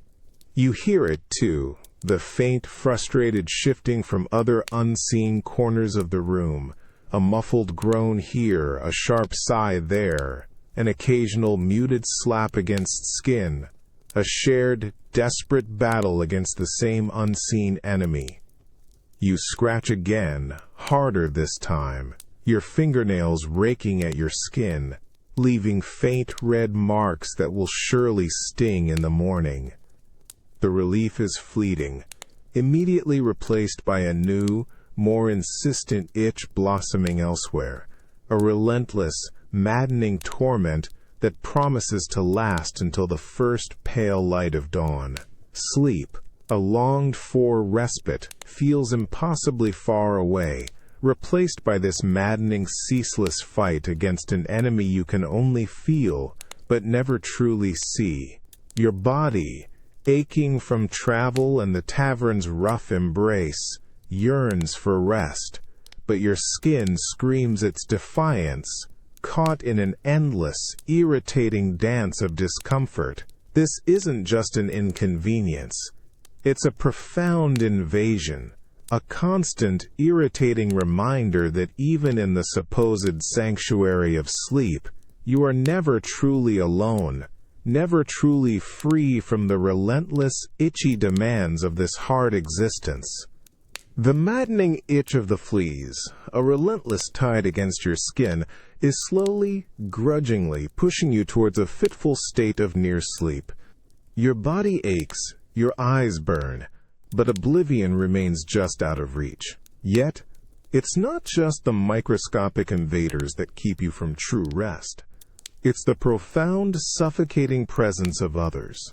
You are not alone in this communal sleeping space, and their raw, unvarnished existence becomes your own personal torment. From the straw mattress next to yours, so close you can almost feel the heat of his breath, a deep, resonant snore begins to rumble. It starts as a low vibration, then swells into a full guttural roar that seems to shake the very rafters of the low-ceilinged room. It's an irregular, unpredictable sound, sometimes a sputtering choke, sometimes a long, drawn-out trumpet blast, each one jolting you just as you begin to drift. You press the rough blanket tighter over your ears, a futile attempt to muffle the relentless assault, but the sound seems to vibrate through the very straw beneath you, through the bones of the building, and into your own skull. Then, from the other side, barely an arm's length away, another sound punctures the dim quiet, a sudden, wet cough, sharp and explosive, that makes you flinch. It's followed by a thick, noisy clearing of a throat, a visceral sound that feels unnervingly close, too close. You can almost feel the spray in the air, a chilling thought that makes you instinctively pull your head deeper into your paltry coverings. The air itself feels heavy, thick with the combined breath of all these sleeping bodies, a mixture of stale ale, unwashed skin, and damp cloth that presses down on you, making each breath feel shallow and insufficient. You shift, trying to find a position that offers a sliver of escape, a phantom boundary between yourself and the sprawling form next to you. Your elbow accidentally brushes against something cold and unyielding, a stranger's foot, perhaps, or a discarded boot. You recoil instantly, a jolt of discomfort shooting through you, a stark reminder of the utter lack of personal space. There's no privacy here, no quiet corner where you can truly withdraw. Every groan, every restless twitch, every shift of another body is felt, heard, or implicitly understood. You are a single thread in a vast, unkempt tapestry of humanity, woven tightly together for the night. The occasional low murmur of someone talking in their sleep, or a brief, hushed exchange of words from a couple sharing a mattress nearby, weaves into the background noise. It's not clear enough to understand, just a stream of indistinct sounds that keep your mind buzzing, preventing it from settling. You feel a creeping sense of claustrophobia, a profound vulnerability that leaves you exposed to every unpleasant sensation, every intrusive sound. Your eyes, wide open in the almost dark, pick out the vague, shifting shapes of other bodies, shadowy mounds against the dim light from a dying ember in the hearth. Each form represents another source of a snore, a wheeze, a restless sigh contributing to this communal symphony of sleeplessness. The cold air, seeping in from the ill-fitting door, occasionally brushes your exposed face, a sharp contrast to the stuffy warmth of the huddled forms around you, adding another layer of discomfort. Sleep, you realize, is not a private luxury in this world. It's a constant, hard-won battle against the relentless, inescapable realities of shared existence. You understand that true rest in this bustling, unsanitized world is a fragile thing, constantly contested by the sheer, undeniable presence of others, a constant, shared negotiation between your own need for peace and the unavoidable clamor of humanity. The relentless tickle of unseen vermin, the symphony of snores, and the chills seeping in from the ill-fitting door finally push you from your straw mattress. Your eyes, gritty and heavy, seek out the only true source of light and comfort in the dim, pre-dawn gloom of the tavern's common room. It's the central hearth, a colossal maw of rough-hewn stone, now reduced to a hypnotic, pulsing heart of embers and dying flames. You pull your tattered cloak tighter around your shoulders, the cold air clinging to your skin, making you shiver and stumble towards its comforting glow. As you approach, the very air changes, warming your exposed face with a subtle yet profound embrace. Your eyes, accustomed to the oppressive darkness of the sleeping area, are immediately captivated. The flames, though lower now, still dance with a captivating, almost playful energy. Tongues of orange and yellow lick at the last remaining logs, casting long, wavering shadows that stretch and shrink like living specters across the rough plaster walls and the low-beamed ceiling. Each tiny flare of light paints the grimy surfaces with fleeting moments of warmth, highlighting a rough-hewn beam here, a cobwebbed corner there, then plunging it back into obscurity. The heart of the fire itself is a vibrant, pulsating bed of glowing red coals, a silent internal furnace that seems to breathe with its own slow, rhythmic pulse. You can feel its deep, radiating heat penetrating your clothes, chasing away the pervasive chill that has settled into your bones. It's not just a physical warmth. It's a psychological balm, a primal comfort that draws the eye and calms the restless mind. You find yourself staring into its depths, mesmerized, watching the embers subtly shift and fall, each tiny cascade sending a shower of brief, sparkling lights upwards into the smoke-filled air before disappearing. The smoke, usually an acrid irritant, now curls lazily upwards, a slow, winding column that disappears into the unseen maw of the chimney. In this pre-dawn quiet, it feels less like an assault, and more like a gentle, purposeful breath. You notice other figures, shadowy forms, stirring in the gloom, also drawn by the same magnetic pull. A solitary man, his face a mask of weary lines, sits hunched on a bench nearby, his hands outstretched towards the fire, his gaze fixed on the dancing flames, seeking solace.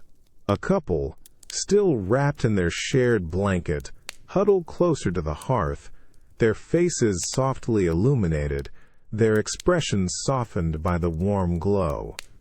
The fire acts as a silent gathering point, a focal point of shared, wordless appreciation. For a moment, the world outside the hearth's radiant circle seems to recede. The persistent itch of the fleas, the distant snores, the lingering smells of stale ale and damp earth, all are momentarily forgotten, eclipsed by the simple, profound beauty of the flame. It's an ancient magic, this controlled fire, transforming the raw, cold darkness into a living, breathing entity of warmth and light. You extend your own hands, letting the heat wash over your numbed fingers, feeling the subtle prickle of returning circulation. You feel a deep, almost instinctual connection to this flickering core, a reminder of the fundamental need for warmth and light in a harsh, unyielding world. It's a moment of profound, simple grace amidst the pervasive grime, a small, quiet sanctuary in the heart of the bustling, indifferent tavern. The fire doesn't ask for anything.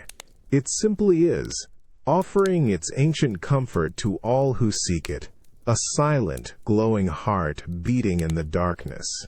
In its unwavering glow, you find a transient peace, a brief respite from the relentless demands of existence. The hypnotic glow of the hearth, which had offered a fragile solace in the pre-dawn quiet, now begins to shift, subtly at first, then with an unsettling urgency.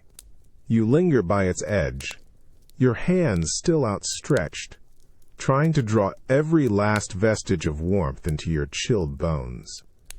The air around you, usually thick with a comforting if pungent wood smoke, suddenly sharpens, a new acrid note stinging your nostrils. The unmistakable tang of scorching, of dry wood beginning to char, not in the heart of the flames, but somewhere too close. Your eyes, drawn by this unfamiliar scent, dart from the mesmerizing dance of the embers. A sharp crackle, louder and more aggressive than any before, erupts from a loose log, sending a shower of bright orange sparks cascading outwards, not into the safety of the hearth, but beyond, onto the dry, splintered floorboards nearby. You see 1, 2, then 3 tiny, living specks of fire, pulsing ominously, land dangerously close to a scattering of old, dry straw that has accumulated at the edge of the stone. For a terrifying, drawn-out moment, they glow with a hungry intensity, tiny red eyes winking in the gloom.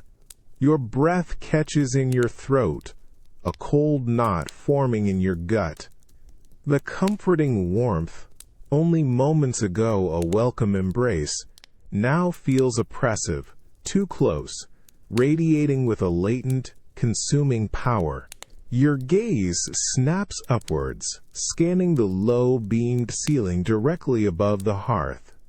The thick, ancient timbers, blackened by centuries of smoke and heat, look as dry and brittle as tinder.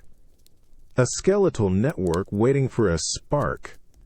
You remember, with a sudden, chilling clarity, that this entire structure is built of wood and straw, a fragile cage against the elements and against itself. A low murmur from a nearby dozing figure quickly stifles into a heavy, tense silence. You watch as another sleepless soul, huddled on a bench, jolts awake, his eyes wide with a dawning horror, fixed not on the embers in the hearth, but on the tiny glowing points on the floor. A subtle, collective fear ripples through the handful of figures gathered for warmth, a silent acknowledgement of the ever-present danger that lurks within this essential comfort. The soft, greedy whisper of the flames, once so soothing, now seems to take on a menacing tone, a promise of swift, unrestrained consumption. You feel a prickle of sweat on your brow, not from the heat, but from a sudden, visceral fear. Your muscles tense, ready to move, though you're not sure where or how. The air itself feels thinner, choked with the potential for catastrophe, and the persistent smell of scorching grows sharper, digging into your lungs. The very warmth that sustained you now feels like a betrayal, a reminder of how quickly a source of life can become an agent of absolute destruction. The fire, which had been a beautiful, contained entity, suddenly appears wild, barely restrained, a primal beast held in check only by the grace of stone and careful tending.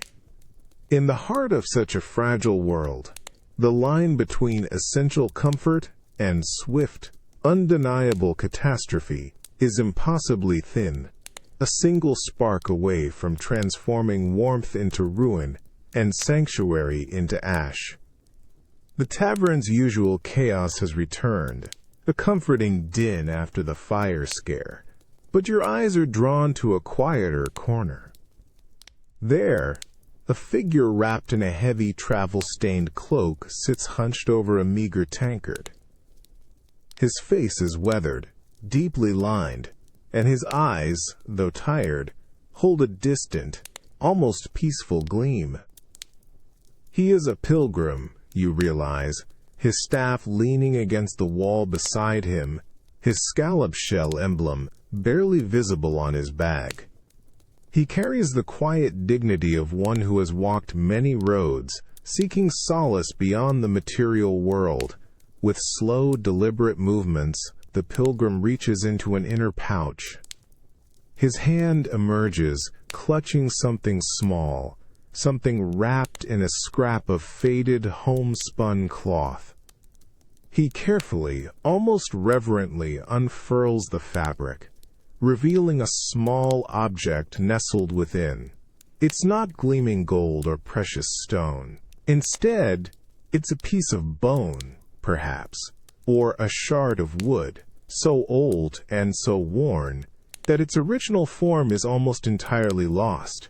Its surface is smooth in places where countless hands have rubbed it, but also uneven, pocked with age, and undoubtedly grimy. A faint, almost imperceptible film of dirt and human oils coats it, a testament to its journey through countless hands, countless prayers. Yet despite its humble appearance, an aura of profound significance seems to emanate from it, an unspoken weight of spiritual power. The pilgrim looks up, his gaze meeting yours, not with a challenge, but with a quiet, open invitation. He extends his hand, offering the relic for your touch. A moment of hesitation. Your fingers, calloused from work and travel, reach out slowly, drawn by a mixture of curiosity, reverence, and a faint, almost superstitious awe. You expect it to be cold, perhaps. Instead, it holds a faint, ambient warmth, a warmth absorbed from his own hand, or perhaps from the accumulated body heat of centuries of devotion. Your fingertips brush against the object.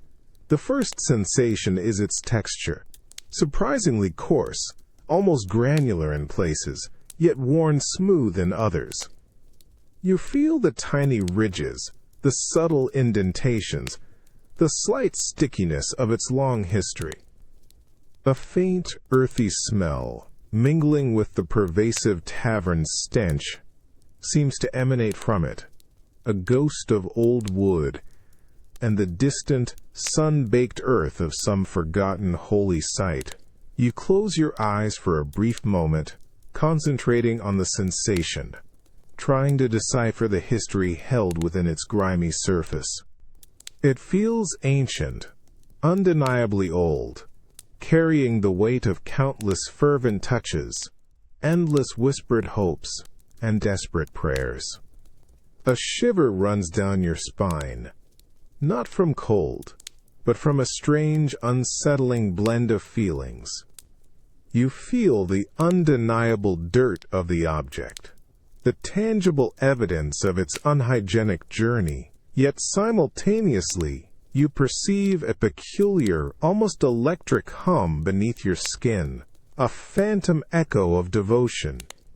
It's the contrast that's striking, the profound spiritual meaning intertwined with the raw, unsanitized reality of its physical being. You hold it for only a moment longer, then gently release it, withdrawing your hand, a faint, almost greasy residue left on your fingertips. The pilgrim offers a small, knowing smile, a silent acknowledgement of your shared experience, before carefully rewrapping his precious, grimy treasure. The touch was a fleeting connection, a bridge across time, reminding you that faith, in this hard world, is often a tactile thing, expressed not in grand, pristine gestures, but in the intimate, enduring grime of devotion, a powerful contrast between the sacred and the inescapably mundane. The lingering, gritty sensation of the pilgrim's relic still prickles at your fingertips, a strange blend of ancient sanctity and undeniable grime. The pilgrim himself, his face etched with the quiet dignity of long roads traveled, carefully rewraps the small object in its faded cloth, tucking it back into his pouch with a reverence that seems almost out of place in this boisterous, ale-soaked hall. He then bows his head, his hands clasped together, his lips moving in a silent, fervent prayer. A profound stillness settles over his small corner, a pocket of solemnity trying to hold its own against the tavern's relentless clamor. You watch him, your eyes drawn to the gentle sway of his head, the deep concentration etched onto his weathered features. His prayer is not for show. It is a deeply personal internal act, a direct connection to something far beyond these smoky walls. He makes the sign of the cross over his chest, his movements slow and deliberate, a physical manifestation of his unwavering faith. The very air around him seems to thicken, not with smoke, but with a palpable sense of devotion, a quiet energy that pushes back against the pervasive stench of spilled ale and unwashed bodies. The contrast is stark, almost jarring. Around him, the tavern's life continues its raucous dance. A sudden burst of drunken laughter erupts from a nearby table, followed by a crude jest that makes a serving wench avert her eyes. The clatter of dice still rattles from a shadowed alcove, punctuated by grunts of frustration and triumph.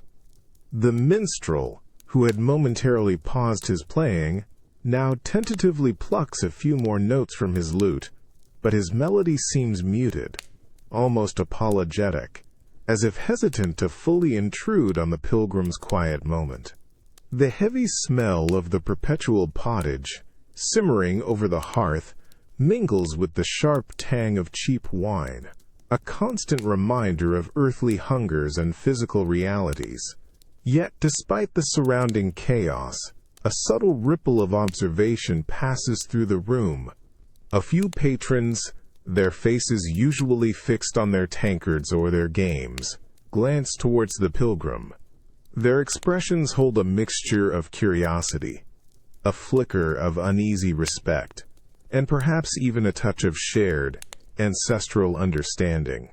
The alewife, usually so impassive, pauses in her endless work, her hands resting briefly on the counter, her gaze soft for a fleeting moment as she watches the man of God.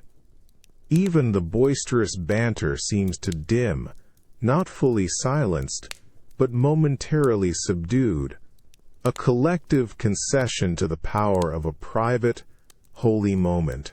You feel a strange solemnity in your own chest, a quiet reflection amidst the vice. The sheer, unyielding faith of this one man, standing like a beacon in a sea of earthly desires and rough realities, offers a fleeting glimpse into another kind of strength, a resilience born not of muscle or coin, but of an enduring spiritual conviction. It's a powerful, unsettling beauty to witness such unwavering piety in a place so utterly devoid of it, a stark reminder that even in the grimiest, most profane corners of the world, the human spirit still yearns for something higher, something sacred. The pilgrim finishes his prayer, lowers his hands, and opens his eyes, a serene calm gracing his features, as if he has just returned from a journey to a different, cleaner realm, bringing with him a quiet peace that, however briefly, touches all who observe him. The moment hangs, a delicate thread of grace, before the tavern's true nature reasserts itself, but the echo of devotion lingers. The tavern's raucous din, a constant companion throughout the night, experiences a subtle, almost imperceptible shift, a slight dip in its roaring energy. You don't hear a sudden crash, nor a loud entrance, but rather a momentary lull in the collective consciousness, as if the very air has instinctively drawn a breath. Your eyes, accustomed to the flickering lamplight and swirling shadows, are drawn to the main doorway not by a sound, but by a sudden, deeper pool of darkness that appears to seep into the room. A figure stands there, framed against the faint icy glow of the winter night outside. He is cloaked from head to toe, the hood pulled so low that his face is entirely obscured, a faceless silhouette against the threshold. His broad shoulders are hunched, as if trying to shrink his imposing frame. to melt into the shadows he clearly seeks. His movements are too quiet, too deliberate for a common patron, a careful, almost predatory grace that speaks of long practice in evasion. You sense the tension in his posture, the coiled readiness of a hunted beast seeking momentary sanctuary. A faint, earthy scent, not of the tavern's usual grime but of damp forest and cold night air, seems to cling to his heavy wool cloak, carrying a whisper of the wild, untamed world outside.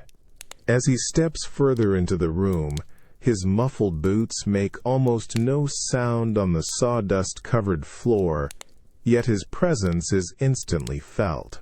Heads, previously bent in gossip or game, subtly lift, then just as quickly drop, their gazes sliding away, careful not to make direct eye contact. A hushed murmur, a collective intake of breath, ripples through the closest tables, a quiet acknowledgement of an unwelcome, dangerous arrival. The clatter of dice momentarily ceases, and even the minstrel's fingers hesitate on his lute strings, his eyes, usually fixed on his music, now darting towards the shadowed figure. The hooded man doesn't pause, doesn't draw attention to himself with words or gestures. His head remains low, constantly scanning. His eyes, though unseen you feel, are sweeping the room, searching for a place of concealment, a corner deep enough to swallow him whole. He moves with a desperate urgency, a need to vanish into the background, yet his very efforts to be unnoticed make him undeniably stand out. You see the glint of metal beneath his cloak as he shifts, perhaps the hilt of a dagger, perhaps something more substantial, a silent confirmation of the dangerous life he leads. The alewife, usually so imperturbable, stiffens slightly behind her counter, her tireless hands momentarily still as she watches him. Her gaze is shrewd, assessing, weighing the potential coin against the potential trouble he represents. She doesn't call out, doesn't offer a welcoming tankard. Instead, she merely observes, her expression a careful blank, prepared for any eventuality. The serving wench, navigating her way through the crowded room, instinctively gives him a wide berth, her body language radiating caution. He finally finds a dark, recessed booth near the back, half hidden by a heavy, sagging curtain.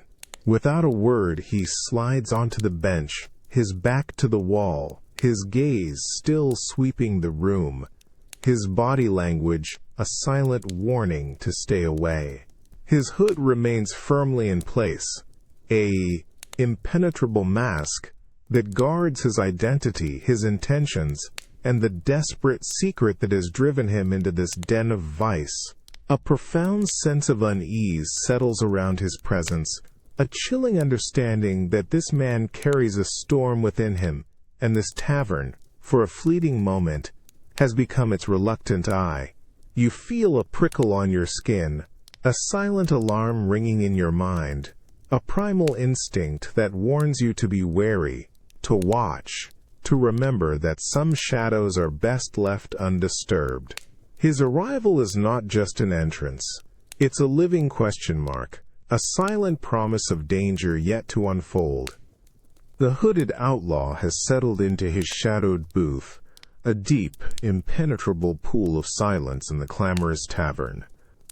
His posture remains tense, alert, his back pressed against the rough wall, his head still angled low beneath the cowl, a living shadow amidst the flickering light.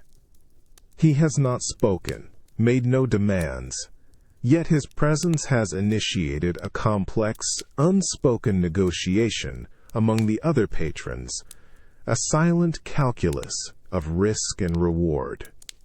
You watch as the alewife, after her initial pause, resumes her work with a measured, almost exaggerated nonchalance. Her tireless hands move with renewed vigor, drawing ale, collecting coins, but her eyes, you notice, occasionally flick towards the shadowed booth, quick, assessing glances that betray her heightened awareness. She doesn't approach him. Instead, she sends the serving wench a subtle nod and a quiet word towards his corner. The young woman, her face a mask of practiced indifference, carries a tankard of ale, its murky liquid sloshing gently. She places it on the table before the outlaw, her movements efficient, her gaze carefully averted, and quickly retreats without a word. The tankard is paid for, implicitly, by the unspoken agreement that this haven will be respected, its neutrality maintained. A subtle ripple of understanding passes through the room. The usual boisterous laughter and loud arguments have softened, their edges blunted, replaced by a more hushed, careful murmur. Gamblers at their dice game play with a subdued intensity, their eyes occasionally darting towards the back. The minstrel who had paused his song now plays a quieter, more melancholic tune, his music weaving itself into the heightened tension rather than trying to overwhelm it. Everyone, it seems, implicitly understands the rules of this particular game. This tavern, usually a melting pot of rough honesty, has momentarily transformed into something else. A temporary sanctuary, a place beyond the immediate reach of the law. The bailiff, who was so formidable earlier, is absent, his authority seemingly stopped at the tavern's door. Or perhaps, simply unwilling to confront the kind of trouble a desperate outlaw might bring. Here, in this liminal space, a silent code of conduct prevails. You see a quick, almost imperceptible nod from a grizzled merchant towards the outlaw's booth, a gesture that could be interpreted as a silent welcome, or perhaps a warning to remain discreet. The air is thick with these unspoken messages, these delicate negotiations of mutual, if temporary, tolerance. The outlaw finally reaches for his tankard, his hand emerging from beneath his cloak, scarred and strong. He lifts it, taking a long, deep draught, his head still lowered, his hidden gaze undoubtedly scanning the room, absorbing every detail, trusting no one, yet implicitly acknowledging the unspoken truce. He is seeking refuge, and for now, the tavern offers it, not out of charity, but out of a pragmatic understanding of its own role, a place where all can find a fleeting respite from the harsh world outside, provided they respect the fragile, unwritten laws of this temporary haven.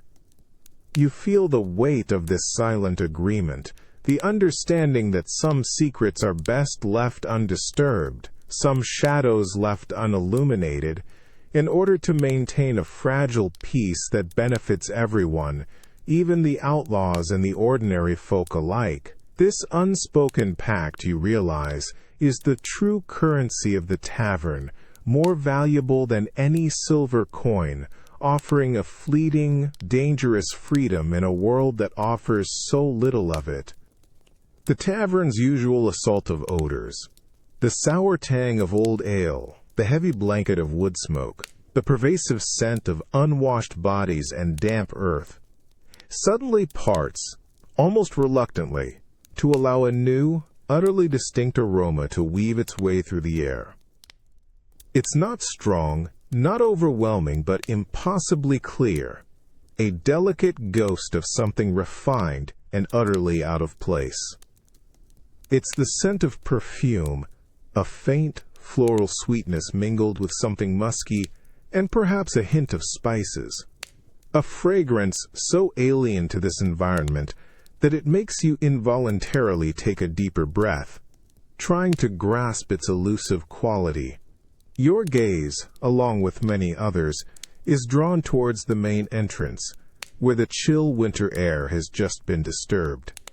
Standing just inside, silhouetted against the fading daylight, is a figure unlike any you've seen tonight. She is cloaked, yes, but the wool is finer, the cut more elegant, and beneath it, you glimpse layers of richly dyed fabric that hint at wealth and status. Her hood is not pulled low to obscure, but draped elegantly, revealing a delicate chin and a slender neck. You can't quite make out her features in the dim light, but her posture is undeniably poised, carrying itself with an air of quiet authority and unfamiliar grace. The subtle, elegant perfume is her calling card, a stark, fragrant contrast to the grime and grit of the tavern.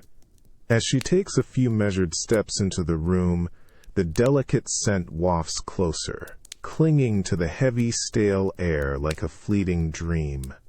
It doesn't blend with the pervasive odors.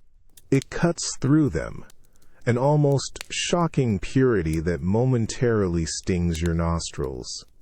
For a brief second, you question your own senses, wondering if the fumes of the tavern have finally conjured a hallucination. But no, others are reacting too. You see heads turn, eyes widen, and a few patrons subtly sniff the air, their expressions a mix of confusion and a quiet, almost fearful awe. A burly merchant, who had been loudly boasting, suddenly falters mid-sentence, his gaze fixed on the woman, his mouth slightly agape. She doesn't speak. She doesn't need to. Her very presence, heralded by that ethereal scent, is a declaration. She moves with a slow, deliberate grace, her eyes, unseen beneath the shadows of her hood, seemingly taking in every detail of the rough-hewn room, yet betraying no surprise, no judgment. It's as if she floats through the muck and the din, untouched by its reality. The serving wench, usually so quick and efficient, hesitates for a moment, her tray of tankards held aloft, her eyes fixed on the newcomer with a mixture of apprehension and reluctant admiration. You feel a strange sense of intrusion, as if this delicate fragrance, this echo of another, more refined world, is an uninvited guest, yet one that commands a profound, almost reverent attention. It forces a re-evaluation of the grimy reality around you. The coarse wool of your own tunic suddenly feels rougher, the lingering smell of the pottage on your breath more crude. This perfume is not just a pleasant aroma, it's a statement, a silent, powerful assertion of a different class, a different life, brought into this humble, raw space. It creates a tension, a sense of quiet discomfort among the patrons, a reminder of the vast chasm between their rough existence and the world this woman clearly inhabits. Even the minstrel, his hand hovering over his lute strings, seems to watch her with a new, almost wistful intensity, as if she herself were a character from a long-lost ballad. The ghost of her perfume, however fleeting, lingers in the air, a potent symbol of an outside world that occasionally brushes against the grimy edges of this tavern, leaving behind an unsettling, yet unforgettable mark. The delicate scent of perfume, a lingering ghost from the woman's entrance, still hangs in the air, a stark counterpoint to the tavern's usual stench. You've watched her from a distance, this figure of unexpected elegance, her movements poised, her very presence a quiet disruption. Now she begins to move again, not towards the counter, nor towards any of the boisterous groups, but slowly, gracefully, towards the shadowed corner where the minstrel still plucks his melancholy tunes. Her steps are deliberate, almost floating over the sawdust-strewn floor, each movement a testament to a world far removed from this grime. The minstrel, lost in the mournful strains of his lute, doesn't immediately notice her approach. His head is bowed, his eyes closed, his fingers weaving a tapestry of quiet sorrow.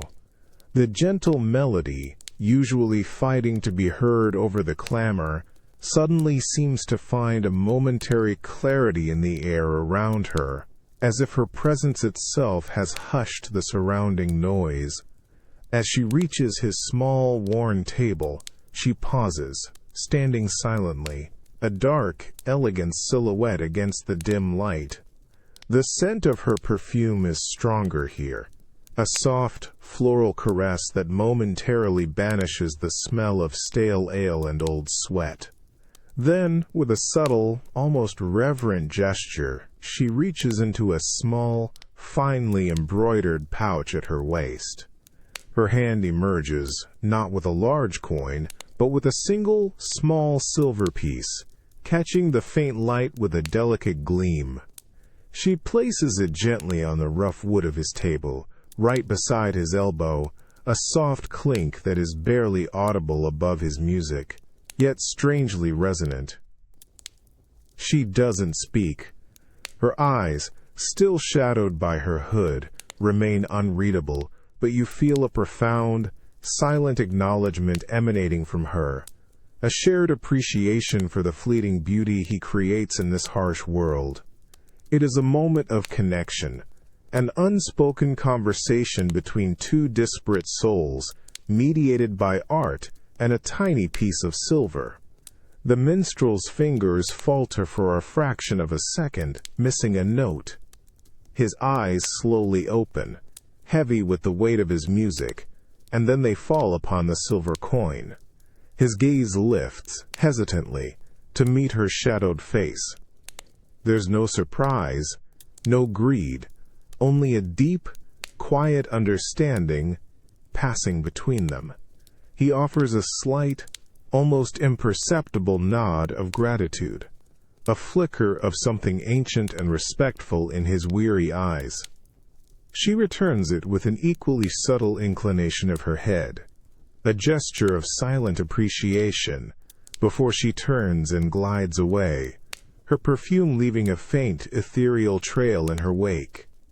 The small silver coin lies on the rough table, gleaming brightly amidst the grime, a tangible symbol of an intangible exchange. It's more than just payment.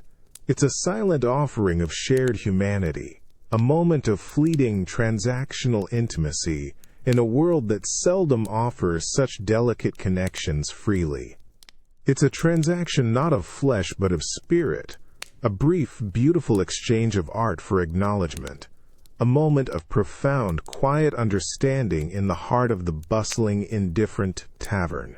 You realize that even in the grimiest corners, where honest intimacy is a rare commodity, a whisper of connection can still be found, bought with a coin and sealed with a shared, silent understanding, a fleeting grace in the relentless grind of existence. The cold, persistent seep of light is what finally stirs you from your fitful, flea-bitten sleep on the straw mattress.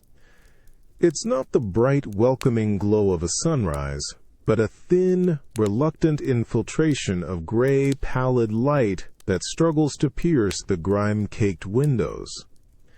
It cuts through the thick, swirling smoke that still hangs heavy in the air, revealing dust motes dancing in slow, weary circles. The flickering lamps, which burned so brightly through the night, now appear pathetic, their flames weak, almost blue, struggling against the encroaching dawn.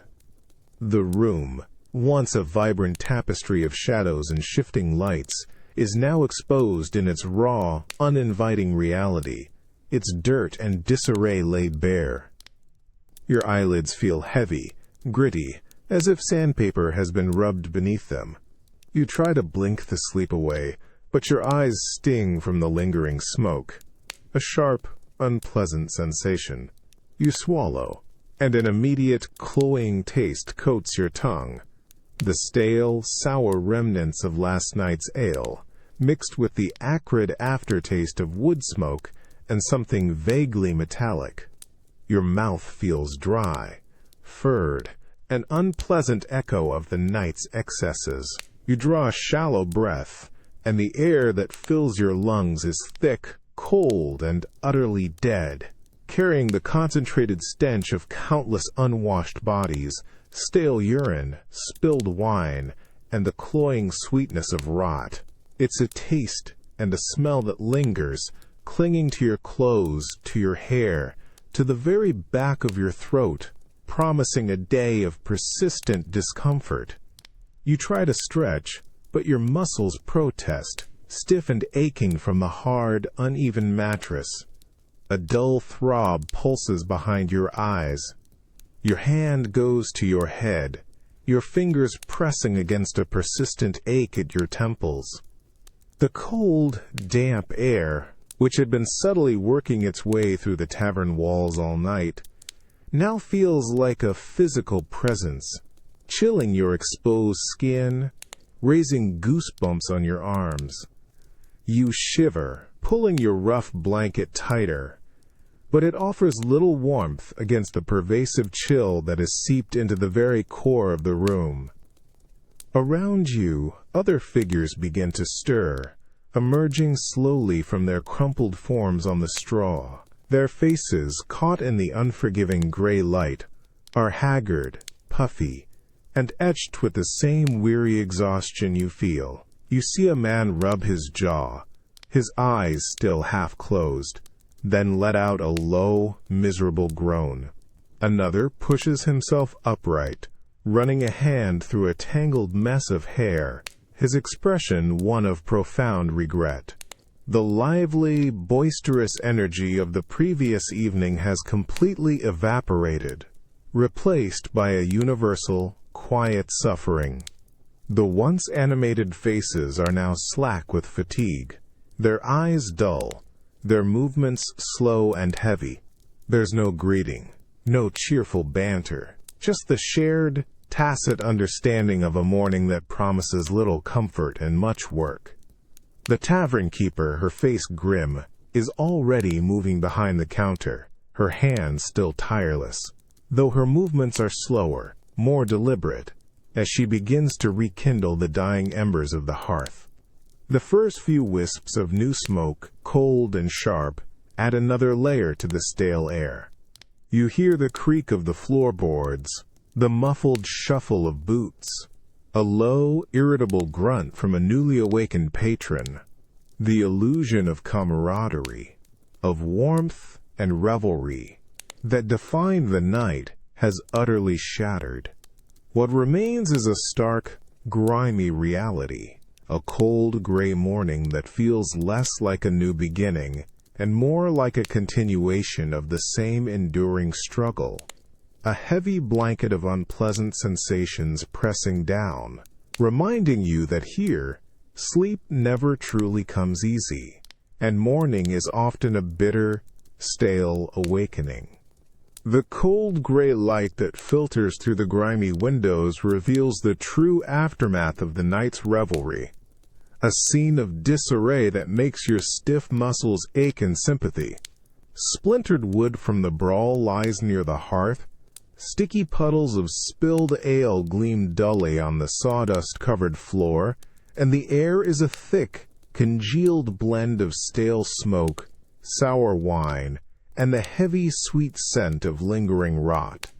Your own mouth still tastes of yesterday, a bitter, furred sensation that refuses to be ignored. But, even as the last patrons stir from their uncomfortable sleep, a new energy begins to assert itself, a quiet, almost ritualistic movement of cleansing.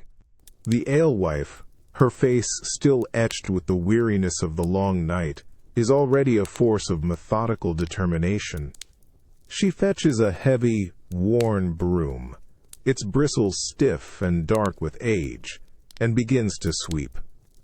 The sound is a persistent, rhythmic rasping of bristles against wood, pushing aside the layers of yesterday's grime. Sawdust, food scraps, discarded bones, and tiny, unidentifiable detritus are gathered into small, burgeoning piles, slowly being ushered towards the door. The dust motes, previously dancing in the weak light, now swirl violently, kicked up by each sweep, briefly blinding you as they catch the pale morning sun. The air, already thick, grows even heavier with the disturbed dust clinging to your throat, making you cough. But beneath the cloud, a faint, almost imperceptible shift occurs. As the layers of filth are pushed away, the underlying wood of the floorboards, though still scarred and stained, reveals a paler, cleaner surface. It's a temporary victory, you know, but a necessary one. Soon, the serving wench joins her, her own movements a little less weary now that the dawn brings the promise of a fresh start. She begins to methodically wipe down the sticky tables, her rough cloth leaving dark, wet streaks on the scarred wood. The cloth itself, you can tell, is far from clean, simply moving the grime rather than truly erasing it, but the surface is at least clear of the thickest residue. You hear the dull thud of her stacking tankards, a rhythmic clinking that suggests an impending order. She rearranges the scattered benches, pulling them back into their rough alignment, restoring a semblance of structure to the chaotic room. Her eyes, though still tired, hold a spark of purpose, a quiet resolve to reclaim the space, to make it ready for the next onslaught. The tavern, slowly, begins to breathe anew. The stale air is subtly stirred, the pervasive stench momentarily disrupted by the brisk activity, replaced by the faint, cleaner scent of damp wood and freshly disturbed sawdust. It's a superficial cleansing, you understand, a ritual of appearances rather than true purity. The deeper stains, the ingrained odors, the history of countless nights of revelry and despair remain etched into the very fabric of the building, a permanent part of its soul. Yet, there is a quiet power in this routine, this daily act of wiping the slate clean. It's a testament to resilience, a simple, unwavering declaration that no matter how much chaos the night brings, the morning will always demand a fresh start, a renewed effort. It's a communal act of preparation, a silent agreement to reset the stage for another day of transactions, tales, and transient comforts. The air still holds the ghost of what was, but the determined movements of the alewife and the serving wench are a promise of what is to come. And as you watch them, the persistent effort against the inevitable grime, you realize that humanity, in its own way, is constantly sweeping away the past, not to erase it, but to make just enough room for the unrelenting demands of the future. The simple act of cleaning, then, is not just about dirt, it's about hope, however fleeting, for a fresh beginning. As the tavern slowly shakes off the last vestiges of night, your foot, still stiff from the hard sleeping floor, twitches under the table. Suddenly, a cold, wet nudge presses against your ankle, startling you. It's not the accidental bump of a passing boot, nor the sticky residue of spilled ale, but something distinctly alive. Your breath catches, a jolt of surprise running through your weary body. You instinctively pull your foot back, a faint shiver tracing its way up your leg. A soft, almost imperceptible sniffle follows, directly beneath the rough wooden tabletop, a quiet sound that struggles to make itself heard above the renewed murmur of morning patrons. You lean down slightly, peering into the dim, sawdust-covered space beneath your table. Two large, dark eyes, surprisingly intelligent and undeniably hopeful, stare back at you from a scruffy, matted face. It's a dog, a creature of indeterminate breed, its fur, a patchy mix of brown and gray, covered with what looks like dried mud and a scattering of old straw. Its ears are perked slightly, twitching, with an almost anxious attentiveness, and a long, damp nose, cold and curiously soft, twitches as it catches your scent. The wet nudge comes again, more insistent this time, against your other leg. You feel the bristly texture of its fur as it presses closer, a faint earthy smell rising from its coat, a smell of damp earth and the open air, mingled with something vaguely of old food scraps. It lets out a low, almost imperceptible whine, a soft, pathetic plea that tugs at something deep within you. It's not aggressive, not demanding, but profoundly, relentlessly hopeful, its entire being focused on the possibility of a shared morsel, a forgotten crust of bread. You notice its ribs, starkly visible beneath its matted fur, a testament to a life lived on the fringes, a constant struggle for sustenance. Its tail, a thin, whip-like appendage, gives a single hesitant thump against the floorboards, a quiet tremor of anticipation. You raise your hand, slowly, carefully, not to pat it, but merely to acknowledge its presence. The dog watches your movement with an unwavering intensity, its dark eyes following your every gesture, its head cocked slightly to one side, a picture of desperate, focused attention. You feel a strange connection in that moment, a shared understanding of the constant hunger that gnaws at all creatures in this hard world. The minstrel, already awake, catches your eye from across the room and offers a knowing, weary smile, a silent acknowledgment of the tavern's other permanent resident. The serving wench, sweeping near the bar, glances over, her own face softening for a fleeting moment as she watches the interaction. This dog, you realize, is a fixture here, a silent, humble beggar, a testament to enduring loyalty for the promise of the smallest scrap. Its wet nose against your leg is not just a plea. It's a tangible connection to the raw, unadorned reality of life, a brief, wordless encounter that cuts through the general clamor of the tavern and speaks directly to your own primal sense of compassion. You feel the persistent, silent presence of its hope, a stark reminder that even in the grimiest, most indifferent corners of the world, a simple, primal connection can still exist, offering a fleeting moment of warmth and understanding. The wet nudge of the dog's nose is gone now, replaced by a lingering awareness of movement not just of humans, but of a whole other world beneath the tables and within the walls.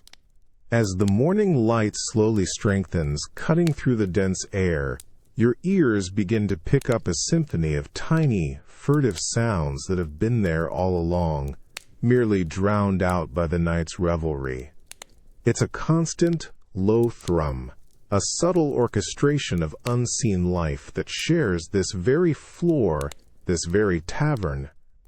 From behind the heavy oak barrels stacked in a dark corner, you hear a faint, insistent scratching, a rapid, almost desperate sound of tiny claws against wood.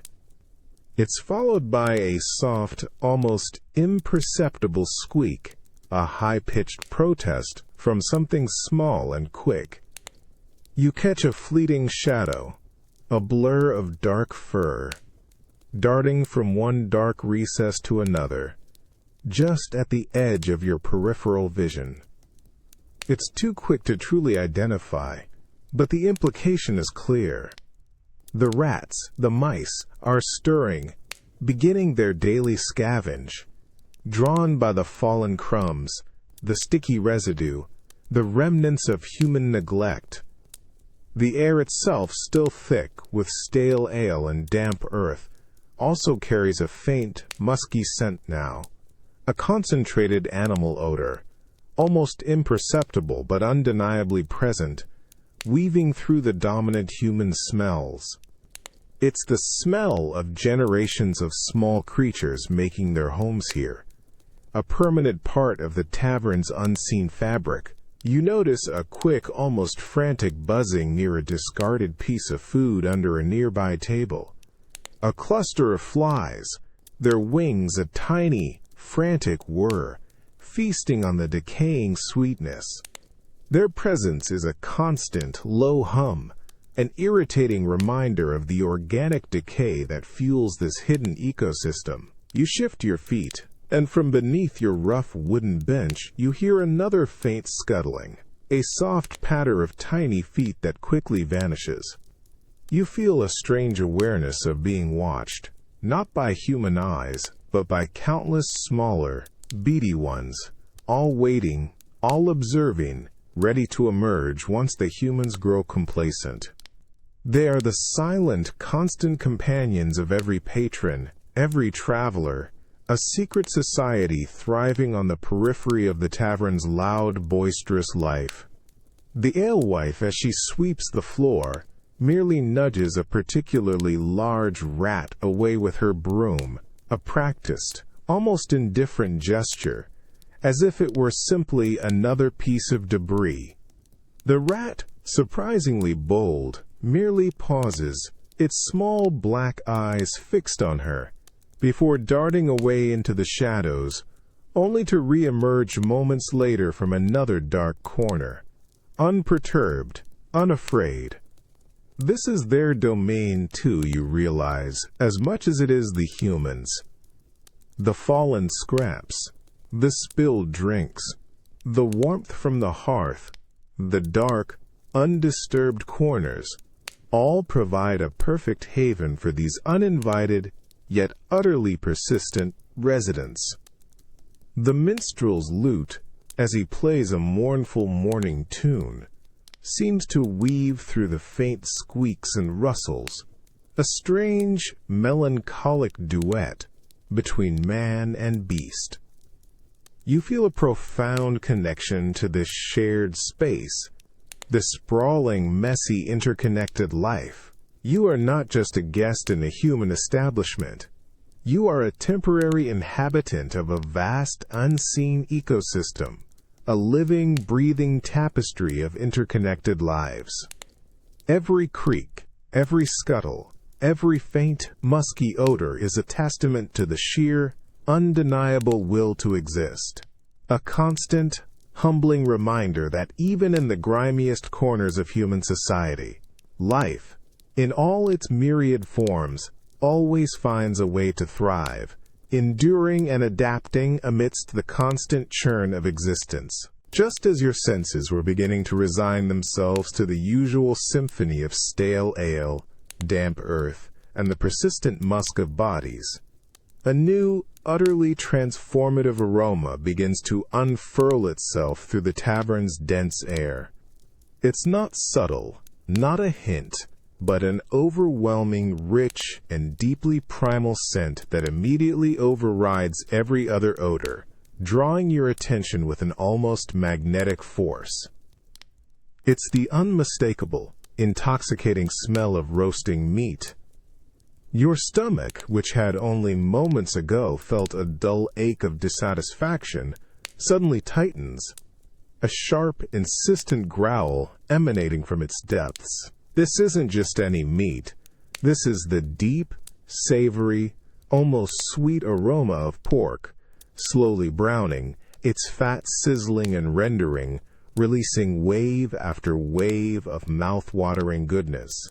You can almost taste the crispy skin, the succulent, tender flesh, the rich, savory juices dripping down. It's a scent that bypasses thought, going straight to a primal, instinctive hunger that makes your mouth water, making you swallow hard against a sudden dryness in your throat. Your eyes, drawn by this olfactory feast, immediately seek out the source. Over the central hearth, where the perpetual pottage usually bubbled, a large, plump pig now slowly turns on a spit, its skin already a deep, glistening gold brown. The flames beneath it lick greedily, occasionally spitting and crackling, each sound a tiny promise of deliciousness.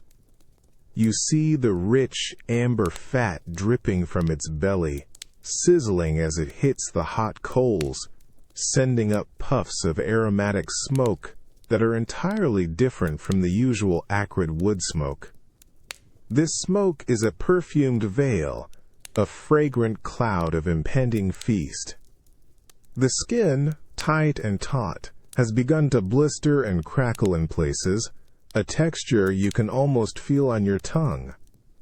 The air around the hearth, usually a place of quiet warmth, now buzzes with a palpable energy, an almost communal anticipation. Every single head in the tavern is turned towards the roasting pig, their eyes wide, almost reverent, reflecting the orange glow of the fire. Conversations, usually so boisterous, have fallen to hushed murmurs, punctuated by sighs of longing and involuntary licks of lips. You watch a burly man, who moments ago was arguing loudly, now sit utterly captivated, his gaze fixed, his jaw slack, a thin line of saliva gathering at the corner of his mouth. This is a rare spectacle, you realize, a feast reserved for special occasions or sudden, unexpected fortune. It's not the daily pottage, not the tough, anonymous meat of survival. This is indulgence, a promise of true satisfaction, a deeply ingrained cultural memory of celebration and abundance, brought to vivid, aromatic life. The powerful, all-encompassing aroma wraps around you, a warm, savory blanket that momentarily makes you forget the cold, the grime, the fleas, and the constant threat of sickness. It's a scent that speaks of communal joy, of a brief respite from hardship, a powerful, irresistible call to gather, to partake, to simply exist in the overwhelming, delicious moment. The raw, undeniable hunger this aroma sparks within you is a powerful, unifying force, binding every soul in the room in a shared, primal anticipation of abundance. The overwhelming aroma of the roasting pig, a primal call to feast, has already transformed the tavern, filling it with a simmering, anticipatory energy. Your stomach still growls its insistent demands, your mouth watering with the promise of succulent meat. But now, the silence of longing is suddenly shattered, replaced by a crescendo of sound and motion, a collective eruption of raw, unbridled joy. A sharp, almost violent cheer erupts from the throats of the patrons closest to the hearth. It's a guttural roar of excitement, a release of pent-up hunger and anticipation that vibrates through the very floorboards. Tankards previously held in silent reverence are suddenly slammed onto tables with a resounding crash, their pewter echoing against the rough wood. A chorus of shouts and whistles follows, a spontaneous, almost animalistic outburst of communal pleasure. Your own heart leaps, caught in the contagious wave of exhilaration. The alewife, usually so stoic, allows a rare, broad smile to spread across her face as she glances at the perfectly roasted pig. She brandishes a massive, gleaming knife, its edge honed to a terrifying sharpness, and plunges it into the glistening, crispy skin of the pig with a practiced, decisive motion. A shower of tiny, golden-brown, crackling shards flies off, landing with soft, tempting sizzles on the hot stone beneath. The sound of the knife slicing through the tender flesh is almost as satisfying as the aroma itself, a promise of impending feast.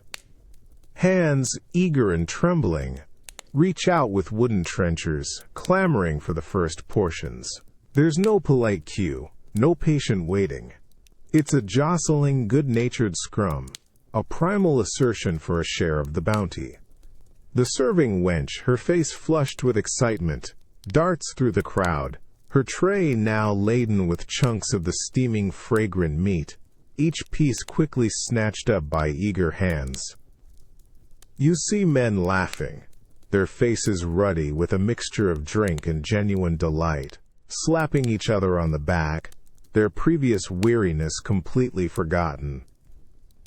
Even the minstrel, abandoning his lute, grabs a piece of crackling, his eyes bright with a rare, unrestrained joy.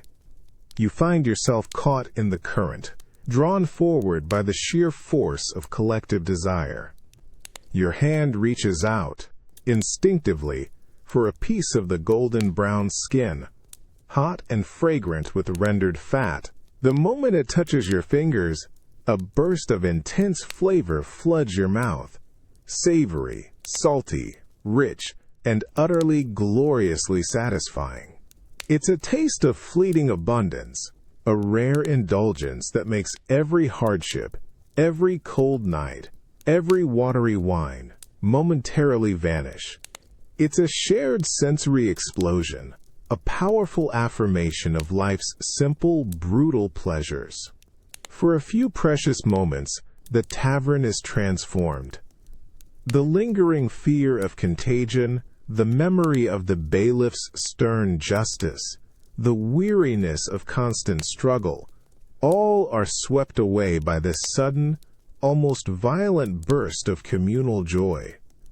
It's a raw, unadulterated celebration of survival, a testament to the human spirit's ability to find profound delight even in the harshest of circumstances. A powerful, fleeting embrace of the here and now. The taste of that roasted pig isn't just food, it's a taste of triumph, a shared, glorious moment where everyone, however briefly, is rich in a rare, delicious abundance. You push open the heavy oak door, the rough wood scraping loudly against the sawdust-covered floor. A final, greeting farewell to the tavern's confines. The world outside immediately snaps into a stark, frigid reality. A blast of cold air, sharp as a drawn knife, immediately whips past your face, making your eyes water and your skin prickle. It's an abrupt, almost violent shock after the oppressive, stale warmth of the interior, a chilling embrace that steals your breath. You gasp, your lungs filling not with the thick, smoky stew of the tavern, but with a clean, biting cold that sears itself deep into your chest, forcing a rapid, involuntary shiver through your entire body. You step over the threshold, pulling your worn cloak tighter around your shoulders, trying to shield yourself against the sudden, penetrating chill.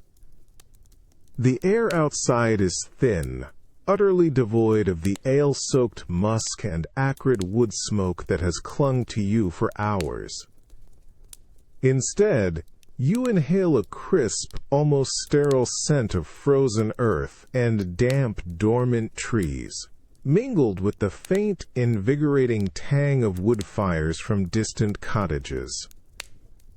It's a clean, almost painful clarity that flushes your nostrils, scrubbing away the lingering reek of the night.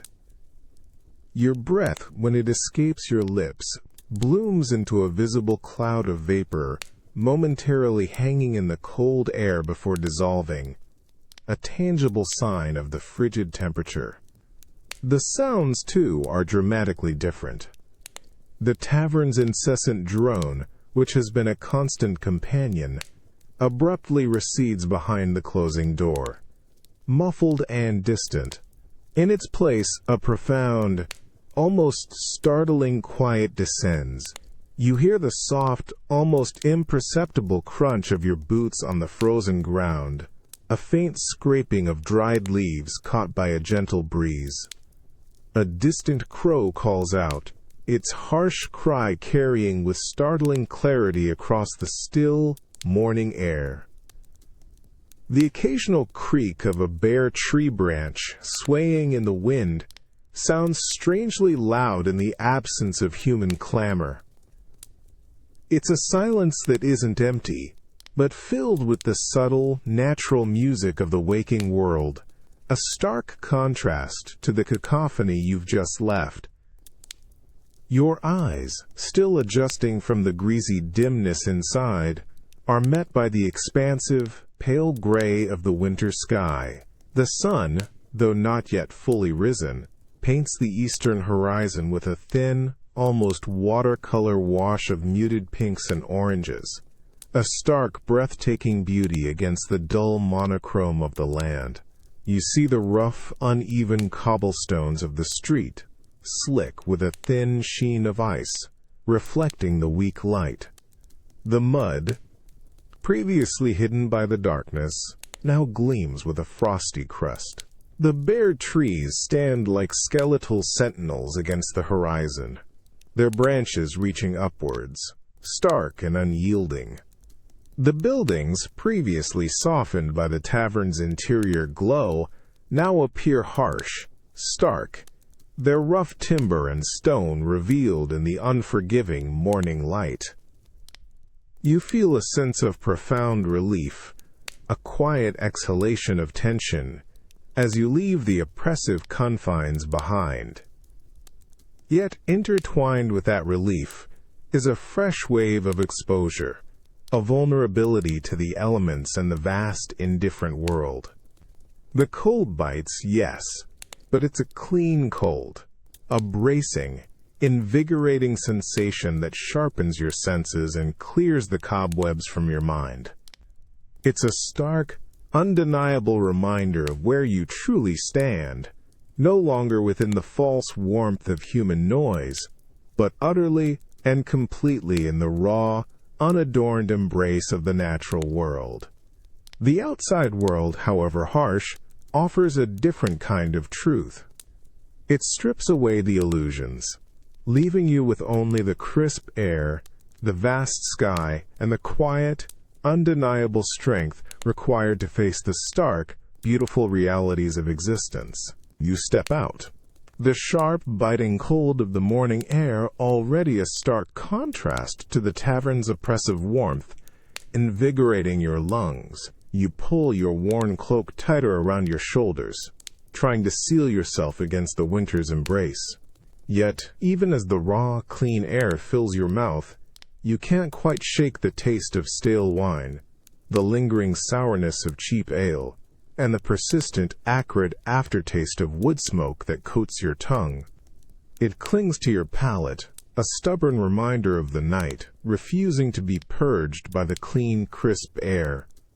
You swallow, and a dryness remains, a furred sensation that makes you almost gag, an unpleasant echo of every drink and every breath taken within those grimy walls.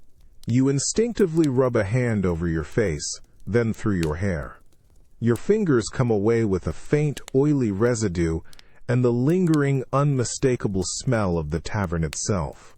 It's a cocktail of pervasive odors, the deep, sour tang of spilled ale and fermenting waste, the heavy, sweet and acrid blanket of ancient wood smoke, the musk of countless unwashed bodies, and the faint, earthy scent of damp straw and mud. It has seeped into the very fibers of your clothes, embedding itself in your hair, clinging to your skin, a phantom presence that the cold air only seems to accentuate, making it sharper, more insistent. You inhale deeply, hoping to wash it away, but the scent stubbornly remains, a permanent mark that you carry with you, a silent declaration of where you have spent the night. A phantom itch blossoms on your arm, then your leg. You scratch absently, a raw, almost desperate gesture against the memory of the persistent fleas that tormented your sleep on the straw mattress. Even though you are outside, under the vast gray sky, the skin-crawling sensation persists, a ghostly torment that refuses to be left behind. Your muscles ache, stiff and protesting from the hard, uneven sleeping surface, a dull throb in your lower back, a knot of tension in your shoulders. Each step you take on the icy cobblestones is a small protest from your weary body, a testament to the night's discomfort. The tavern's roar, now muffled by the closed door, still echoes faintly in your ears. You catch fleeting remnants of its chaotic symphony, the distant rhythmic clatter of tankards, a ghost of the minstrel's mournful tune, the sharp crack of dice, a sudden burst of slurred laughter. They are not distinct sounds, but a continuous, low thrum, a lingering resonance that seems to have embedded itself in your very mind, a background hum to your thoughts. Even the memory of the heavy silence after the bailiff's arrival, the sickening crack of splintered wood against bone, leaves a faint, unsettling tension in your gut, a quiet reminder of the brutal realities you witnessed. You glance back at the heavy oak door, now a solid, impenetrable barrier against the world you've just left. The tavern stands, squat and unyielding, its timber walls still shrouded in a thin, ethereal haze of escaping smoke. It looks ordinary, quiet in the dawn light, yet you know the swirling chaos it holds within, the dirty wine, the whispered secrets, the sleepless nights. You have left its physical confines, but it has not left you. It has seeped into your senses, into your memories, into the very fibers of your being, a raw, undeniable imprint of its existence. You are marked by it, a living testament to its harsh, vibrant reality. You walk away, your boots crunching on the frozen earth, but you carry the tavern with you. It's in the persistent odors, the phantom itches, the dull aches, and the lingering echoes in your mind. It's a profound lesson in how deeply places, however transient, can imprint themselves upon you, shaping your perceptions, leaving an indelible mark that reminds you of the raw, unfiltered truth of human experience, long after you've left its doors behind.